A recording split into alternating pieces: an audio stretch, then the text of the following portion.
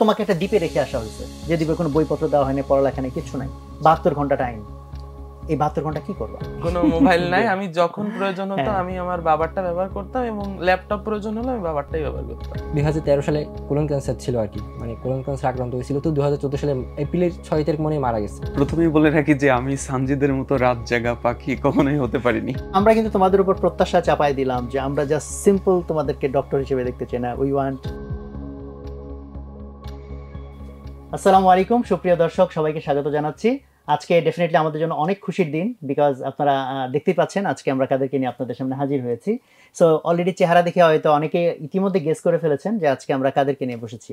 তো আমরা খুবই খুশি, এই বছর আমাদের মেডিকেল ভর্তি পরীক্ষায় যে 3 জন প্রথম, দ্বিতীয় এবং তৃতীয় হয়েছে, সেই 3 জনের সাথে আমরা আজকে গল্প করব, ওদের থটস জানার চেষ্টা করব, এবং আমরা কিছু সময় কাটাবো অতীতে ওরা কিভাবে কি করলো, আর কিছু কাটাবো ভবিষ্যতে যে ওরা কি করতে চায় ভবিষ্যতে।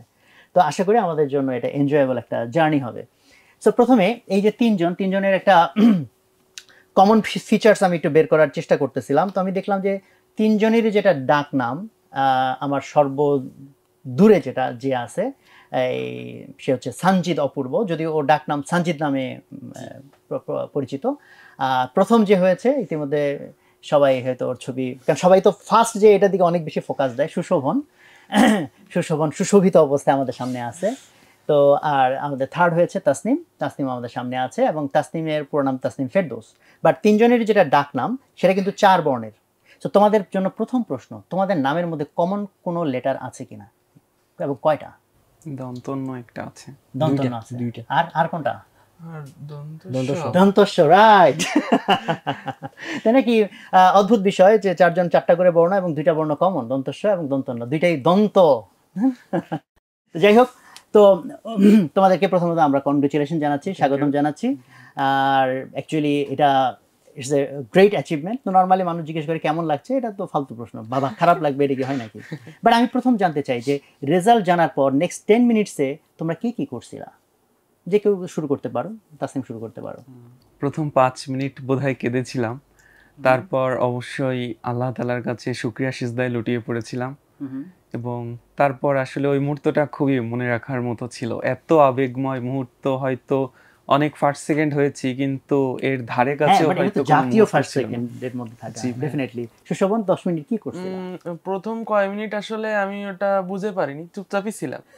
আমি ওটা অনেকবার দেখছি ওয়েবসাইটে, এবং আমার বন্ধুকে দিয়েও দেখাইছি। তো সে বলে, আরে ভাই ফেসবুক খুলে দেখো কিংবা ইউটিউব দেখো, তোমার ছবি ভরে গেছে।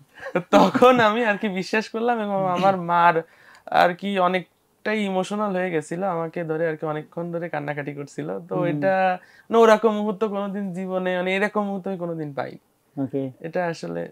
সানজিদের ক্ষেত্রে আমার রেজাল্ট আসলে আমার মেজো ভাই দেখছে ওর পিসিতে, তো সকাল থেকে বসেছিল, মানে রিফ্রেশ দিচ্ছে বারবার। তখন তো সকাল আমাদের বলতেছিল সকালে রেজাল্ট দিবে, আবার বলতেছে সকালে না দিয়ে দুপুরে দিবে। তো একটা প্যানিক ছিল মানে সবার মধ্যে, কিন্তু আমার মধ্যে আল্লাহর মধ্যে ছিল না এরকম। তুমি জানতে যে সেকেন্ড হবা না, এরকম কোনো এক্সপেকটেশন ছিল না। আমি আসলে আমার যতটুকু দেওয়া পসিবল ওটুকু দিতাম, কিন্তু কখনো এক্সপেকটেশন খুব বেশি রাখতাম না কখনো। তো আমার ভাই প্রথমে বলছে, তো আমি আম্মুকে প্রথমে আল্লাহর কাছে তো অবশ্যই শুকরিয়া জানাবো, এরপর আম্মুকে জড়াই ধরছি, কারণ আম্মুর তীব্র একটা ইচ্ছা ছিল মানে মেডিকেলে চান্স পাবে এরকম। তোমরা কি কান্নাকাটি করছো না করো নাই? আমি করি নাই, কিন্তু আমার আম্মু করছে। হ্যাঁ অবশ্যই। কি অদ্ভুত বিষয় না? অদ্ভুত বিষয় যে মানুষ খুশি হইলে কান্না করে না। আমরা এতদিন শুনতাম আনন্দ অশ্রু, বাট আমরা প্র্যাকটিক্যালি শুনলাম যে তাই না, যে রেজাল্ট পেয়ে কেউ হাসতেছে না। আচ্ছা, না যাই হোক, ডেফিনেটলি এটা খুব আবেগের বিষয়, তাই না? কারণ এত মানুষের ভিতরে কম্পিটিশন করে টপে থাকা, ডেফিনেটলি। তো আমি একটু তোমাদের কাছে জানতে চাই, এবার ওই দিক থেকে আসতে পারো, একবার অ্যান্সার এক দিক থেকে নেই, যে এই যে অ্যাডমিশনের যে জার্নি, এটা তো অ্যাকচুয়ালি অনেক টাফ। শুধু অ্যাডমিশন না তো, কারণ এটা তো আর এমন না হঠাৎ করে 3 মাস পড়ছো আর হয়ে গেছে। অ্যাকচুয়ালি স্টার্টিং ফ্রম সেই যখন তুমি বর্ণ পরিচয় শিখছো, তাই না, সেখান থেকে আজকে এই পর্যন্ত একটা লম্বা journey. So how do you look back, যে এই জার্নিটার তুমি কীরকম দেখো? ইট ইজ লাইক স্ট্রেট লাইনের মতো, নাকি এখানে অনেক রোলার কোস্টার ছিল? কারণ এক একজনের জন্য হয়তো এক এক রকম হইতে পারে। সো এইটা একটু জানতে চাই তোমাদের থেকে সংক্ষিপ্তভাবে, তোমার আর্লি স্টেজ থেকে এই যে মেডিকেলে ফার্স্ট সেকেন্ড বা থার্ড হওয়া জার্নিটা একবারে যদি তুমি দেখো, তাই না, জুম আউট করে পুরো জিনিসটা চোখের সামনে, ক্লাস 1 টু মেডিকেল টেস্ট, কেমন সিনারিও আসে? বলতে একটা কার্ভড লাইন বলা যায়, মানে যদি আমি গ্রাফের মধ্যে যদি চিন্তা করি তাহলে অবশ্যই একটা কার্ভড লাইন ছিল। মানে তো প্রথম এমন মানে একাডেমিক লাইফ একদম যদি শুরু থেকে বলি, কিন্ডারগার্টেন থেকে শুরু করলে কখনো এমন না যে মানে আমাকে সবাই মনে করতো আমি একটা অনেক ভালো স্টুডেন্ট, আমার পর অনেক বেশি এক্সপেকটেশন, কখনোই ছিল না এরকম। মানে আমি হ্যাঁ ভালো করতাম, ক্লাসে অবশ্যই সবসময় ভালো করতাম, কিন্তু এমন না যে আমি সবসময় সবার মধ্যে ভালো, এরকম কখনো কেউ এক্সপেকটেশন রাখতো না। তো প্রথম থেকে চিন্তা করতাম হয়তো আমি যেটা এফোর্ট দিচ্ছি ওটাতে আল্লাহর রহমতে মানে রেজাল্টটা ভালো আসতেছে। তো যখন কিন্ডারগার্টেন পার করে হাই স্কুলে আসলাম, তো হাই স্কুলে দেখতেছি আমার থেকে আমার টিচারদের এক্সপেকটেশন আরো অনেক বেশি। মানে বলছে তুমি যদি এরকম ভাবে পড়ালেখাটা ধরে রাখতে পারো হয়তো পরে অনেক ভালো করতে পারবা। কিন্তু রোল নাম্বার কি 1 2 3 আমার এরকম 6 থাকতো? থেকে ক্লাস 10 পর্যন্ত আল্লাহর মতে রুল 1 ছিল, কখনো আমি কোনো পরীক্ষায় সাইড তাহলে কই তোমার কার্ভ লাইন করতে, তোমার তো সমান্তরাল না ছিল না। আর কিন্ডারগার্টেনে কখনো আমার রুল সবসময় 1 ছিল না, এটা সত্য কথা। হ্যাঁ, আর এমন না তো যে হাফ ইয়ারলিতে আমি সবসময় ফার্স্ট হতাম, হাফ ইয়ারলিতে অনেক সময় 4th 2nd 4th এরকম 6th হয়েছে একবার, আমার মনে আছে ক্লাস 6 এ। তো টিচারদের একটা এক্সপেকটেশন ছিল মানে তুমি হয়তো যদি এইভাবে এই জিনিসটা রাখতে পারো তুমি হয়তো অনেক ভালো করতে পারবা। তো বাসার ফ্যামিলি মেম্বারসও এরকম একটা এক্সপেকটেশন রাখতো মানে তোমার মধ্যে ভালো করার মতো কিছু একটা আছে। তো আমি সবসময় চেষ্টা করতাম, আমার দায়িত্ব হচ্ছে আল্লাহ যেহেতু আমাকে ইচ্ছা শক্তিটা দিছে, আমি মানে আমার এফর্ট দেওয়ার মতো চেষ্টা যদি আমি ধরে রাখতে পারি এটাই এনাফ। এমন না যে আমি অনেক ভালো করতে পারবো, আমি কখনো এরকম চিন্তা করতাম না। আউটকাম না, তুমি এফোর্ট, আমি এফর্টের উপর ফোকাস রাখতাম, আউটকাম তো পুরো আল্লাহর উপর। এখন যদি খারাপ হইতে পারে ভালো হইতে পারে। Very good strategy. তো তোমার মানে তখন কি ডাক্তার হওয়ার ইচ্ছা তখন ছিল না? যেটা হয় আমার বড় ভাই মানে আমাদের ফ্যামিলি থেকে শুরু করে রিলেটিভ ওরা সবাই ইঞ্জিনিয়ারিং এই সাইডে। আমি তো জানি তোমাদের 3 ভাই বোধহয় উদ্ভাসের স্টুডেন্ট। হ্যাঁ, আমার মেজো ভাই বুয়েটে ছিল, ওখান থেকে চুয়েটে চলে গেছে, আর আমার বড় ভাই টেক্সটাইল ইঞ্জিনিয়ারিং পড়ে। তো ওদের যেহেতু আমি সবসময় বাসার, তো একটা মানে এফেক্ট তো থাকবে মানে ফ্যামিলি মেম্বার্সের, যেহেতু একাডেমিক ব্যাকগ্রাউন্ডটা এরকম। তো আমার মেজো ভাই সবসময় বলতো মানে তুমি মেডিকেল সাইডে আম্মু যদি যেতেও বলে যাবা না, মানে ওর একটা এরকম টেন্ডেন্সি ছিল মানে তুমি ম্যাথ ভালো পারো তোমার থেকে ইঞ্জিনিয়ারিং। তোমার আম্মুর ইচ্ছা ছিল মেডিকেল? হ্যাঁ, তুমি ম্যাথ ভালো পারো তোমার ইঞ্জিনিয়ারিং প্রিপারেশন নেওয়া উচিত। তো আমি এইচএসসি ফার্স্ট ইয়ার থেকে তো ইঞ্জিনিয়ারিং প্রিপারেশন শুরু করছিলাম, মানে যেটা আগে থেকে যেটা নেওয়া হয় আর কি, প্রি অ্যাডমিশন প্রিপারেশনটা। কিন্তু টেস্ট পরীক্ষার আগে এসে যেহেতু আমার মেইনলি 2টা কারণে ডিসিশনটা চেঞ্জ করা, আম্মুর একটা তীব্র ইচ্ছে ছিল, প্লাস আমার আব্বুর 2013 সালে কোলন ক্যান্সার ছিল আর কি, মানে কোলন ক্যান্সার আক্রান্ত হয়েছিল। তো 2014 সালে এপ্রিলের 6 তারিখ মনে মারা গেছে। তো আমি তো যেহেতু পরিবারের ছোট সদস্য, আম্মু তো আমাকে বাসায় রাখবে না, তো হসপিটালে কিংবা ঢাকায় যখন চলে আসছিলাম তখন প্রায় 1.5 বছর তো হসপিটালে ছিলাম। তো বয়স ছোট হলো, আমার মেমোরিজ কিন্তু ভালো আল্লাহর মতে মনে ছিল মানে যা কিন্তু ওইটার উপর বেস করে যে আমি ছোট থাকতে মানে আমার একটা অনেক প্যাশন, আমি মানে একজন অনকোলজিস্ট হবো কিংবা ডাক্তার হবো এরকম কখনো ইচ্ছা ছিল না। কিন্তু যখন টেস্ট পরীক্ষার আগে এসে যখন আম্মু আমাকে একদিন ডেকে মানে বলতেছে মানে এগুলো তোমার বুঝাচ্ছে, মানে তোমার আসলে মনে থাকা উচিত এগুলা, তোমার ভাই হয়তো বলতেছে তুমি মানে যাও, ওরা যেহেতু বলতেছে তুমি, কিন্তু আসলে এটা উচিত না, মানে আমার একটা তীব্র ইচ্ছা তোমাদের ফ্যামিলিতে একজন ডাক্তার থাকুক, তোমার আসলে ট্রাই করা উচিত। তো আমি এগুলো নিয়ে একদিন রাতে চিন্তা করতেছি সবকিছু, মানে ওইটার সাথে কোরিলেট হচ্ছে, আমারও মেমোরিজগুলো মনে পড়তেছে, মানে এই সব কিছুর উপর বেস করে ডিসিশনটা চেঞ্জ করা আর কি। ওকে, নাইস। সুশোভন, তোমার জার্নিটা কেমন? আমি আসলে ওইভাবে কখনো ভেবে দেখিনি যে কার্ভ লাইন কিংবা স্ট্রেট লাইনটা, আমি বলতে চাই স্ট্রেট লাইনই। কারণ আমি ছোট থেকে চেষ্টা করছি ভালো করার, এবং আমার ছোট থেকে আসলে মা বাবার একটা এক্সপেকটেশন ছিল, অন্য কারোর ছিল, তবে এটা আস্তে আস্তে হ্যাঁ ওর মতোই কথাটা আস্তে আস্তে বাড়ছে এক্সপেকটেশনটা, টিচারদের এক্সপেকটেশন এবং আত্মীয় স্বজনের এক্সপেকটেশন। কিন্তু আমার মা বাবার আলাদা একটা বিশ্বাস ছিল আমার প্রতি, কেন জানি না, ছোট থেকেই। কারণ আমার মা বলে আমি খুব ছোট থেকেই লেখা শিখছি, মানে একেবারে ছোট থেকে মানে উল্টাপাল্টা লিখতাম প্রথমে, খুবই আঁকিবুকি করতাম, তারপর থেকে আস্তে আস্তে মানে নিজে নিজে আমার সব বর্ণমালা শেখা নিজে নিজে, একটা দুইটা মা আমাকে তুমি কিভাবে বুঝলা এটা নাম আমার বাবা আর কি, না ওইটা শিখিয়ে দেয়া লাগছে, কিন্তু আমার সম্পূর্ণ লেখাটা আমি নিজেই করছি। আচ্ছা, মানে লেখাটা হ্যাঁ, বর্ণমালার আর কি বই কিনে দিয়েছিল আমার বাবা, সেখান থেকে আমি নিজে নিজে করছি, ওই একটা দুইটা বর্ণ আর কি দেখাই দেয়া লাগছে। সেখান থেকে আসলে বাবা আমার যেটা হয় আস্তে আস্তে এক্সপেকটেশনটা গ্রো করতে থাকে, আর আত্মীয় স্বজন বলেন আর শিক্ষক শিক্ষিকারাও যথেষ্ট আমার উপর বিশ্বাস রাখছিল। ডাক্তার হওয়ার ইচ্ছাটাও কি বরাবরই নাকি? না, এটা একেবারে ছোটবেলা থেকে না, এটা আমার মূলত 3 থেকে, আমি ওটাই বলি 3 থেকে আমার মূলত ইচ্ছাটা শুরু হয়। 3 তো ছোটবেলায় বলা যায়। আসলে আমি একটু ডাক্তারদের কি আমি একটু অন্যরকম মনে করতাম, কারণ সৃষ্টিকর্তাই একমাত্র যে যার কাছে মানে সে সর্বশক্তিমান আর কি। তো আমি মনে করি সৃষ্টিকর্তার পরে যদি কেউ থাকে আমাদের মানুষের ভিতর, মানুষের তো অত ক্ষমতা নাই, কিন্তু ডাক্তাররাই একমাত্র যারা মৃতপ্রায় মানুষকে বাঁচিয়ে তুলতে পারে, কিংবা মানে যাদের সবকিছু শেষ হয়ে যায়, মানুষের স্বাস্থ্যটাই আসল কিন্তু মেন, আমরা দিন শেষে মানুষই। তো সেখান থেকে সবাই আসলে ডাক্তারের প্রতি কিন্তু কৃতজ্ঞ শেষ পর্যন্ত। আসলে আমরা ইঞ্জিনিয়াররা বঞ্চিত। না না না, ব্যাপারটা আসলে এরকম না, ওই জন্য না, আই ওয়াজ জোকিং, বাট এটা ফ্যাক্টও। তুমি কি কখনো চিন্তা করে দেখছো, মানে জাস্ট প্রফেশনাল রাইভালরির জন্য বলতেছি না, বাট এটা একটা ইন্টারেস্টিং থট। সেটা হচ্ছে চিন্তা করো, উইদাউট দ্য ইঞ্জিনিয়ার্স ডাক্তাররা অ্যাবসলিউটলি অসহায়। ইয়েস, এটা কি খেয়াল করছো? অবশ্যই। যেমন ধরো কথার কথা ইলেকট্রিসিটি নাই, হ্যাঁ তো তুমি কি কোনো টেস্ট করতে পারবে না, না? আচ্ছা, মেডিসিন যে প্রোডিউসড হয় যে মেশিনের মধ্যে, ঠিক আছে, উই আর হ্যাপি বিকজ আমাদের ক্রেডিট দরকার নাই, বাট আমরা যে পেছনে না না না, এটা অবশ্যই সবারই, সবারই অবশ্যই, মানে আমি বলতে চাচ্ছি প্রত্যক্ষভাবে, হ্যাঁ হ্যাঁ, ফ্রন্ট অবশ্যই অবশ্যই সবার ভূমিকা না থাকলে আসলে হয় না, মানে ফ্রন্ট লাইন সোলজার হিসেবে আমি বলতে চাচ্ছি ডাক্তারদের ভূমিকাটা আমাকে অনেকটা ইন্সপায়ার করছে। তো সেখান থেকে আর কি আমি নিজেকে ডাক্তার হিসেবে দেখতে চাইতাম। এখানে আমার আলাদা একটা ইনফ্লুয়েন্স ছিল আমার জীবনে। যেমন আমি আমার জন্মের আগে আমার মার কাছ থেকে শুনছি যে আমার দাদু ব্লাড ক্যান্সারে মারা গেছিলেন এবং অনেক কষ্ট পেয়ে আর কি মারা গেছিলেন। এবং আমার মার আর কি একটা আফসোস মতো ছিল যে যদি কেউ থাকতো তাহলে হয়তো তার বাবাকে এই দিনটা দেখতে হতো না, এরকম একটা আফসোস ছিল। তো আমি চাইতাম যে এরকম ভাবে আসলে আমি মানে মার কাছে যেটা শুনছি সেটা আসলে খারাপ লাগে। মানে আমার দাদুর মানে তারা ভালো পজিশনেই ছিল কিন্তু অনেক কষ্ট পেয়ে আর কি সে মারা গেছে। তাই মনে করতাম নিজেকে যদি এভাবে ডাক্তার হিসেবে কখনো এইভাবে অসহায় ভাবে কাউকে যতটুকু পারি, তোমার একটা ফ্যামিলি মোটিভেশন ছিল, ফ্যামিলি একটা মোটিভেশন ছিল। এবং আমার বংশে মানে বাবাদের দিক থেকে আসলে অনেক বড় বড় পজিশনে অনেকেই আছে কিন্তু ডাক্তার হিসেবে কেউ নেই, তো সেখান থেকে একটা আফসোস ছিল। আচ্ছা, ফ্যামিলিতে একটা ডাক্তার, হ্যাঁ একটা ডাক্তার থাকুক। তারপর তাসনিমের ক্ষেত্রে আচ্ছা ভাই, তোমার জার্নি কেমন? ছোটবেলা থেকেই যদি বলি, আসলে আমরা তো আসলে ফলাফলটাকে মূল ফোকাস হিসেবে সবাই রাখতে চাই। তো সেক্ষেত্রে বিবেচনা করলে হ্যাঁ, হয়তো আউটকাম ফলাফল যেটা সেটা একটা স্ট্রেট লাইন ছিল, মূল বিন্দুগামী সরল রেখা যাকে বলে। কিন্তু আসলে যখন আমি প্রিপারেশন নিচ্ছি, আমি একটা জিনিস বুঝতে চাচ্ছি, আমার নিজস্ব টাইম যেটা, ওই টাইমটাতে অবশ্যই আপস অ্যান্ড ডাউন।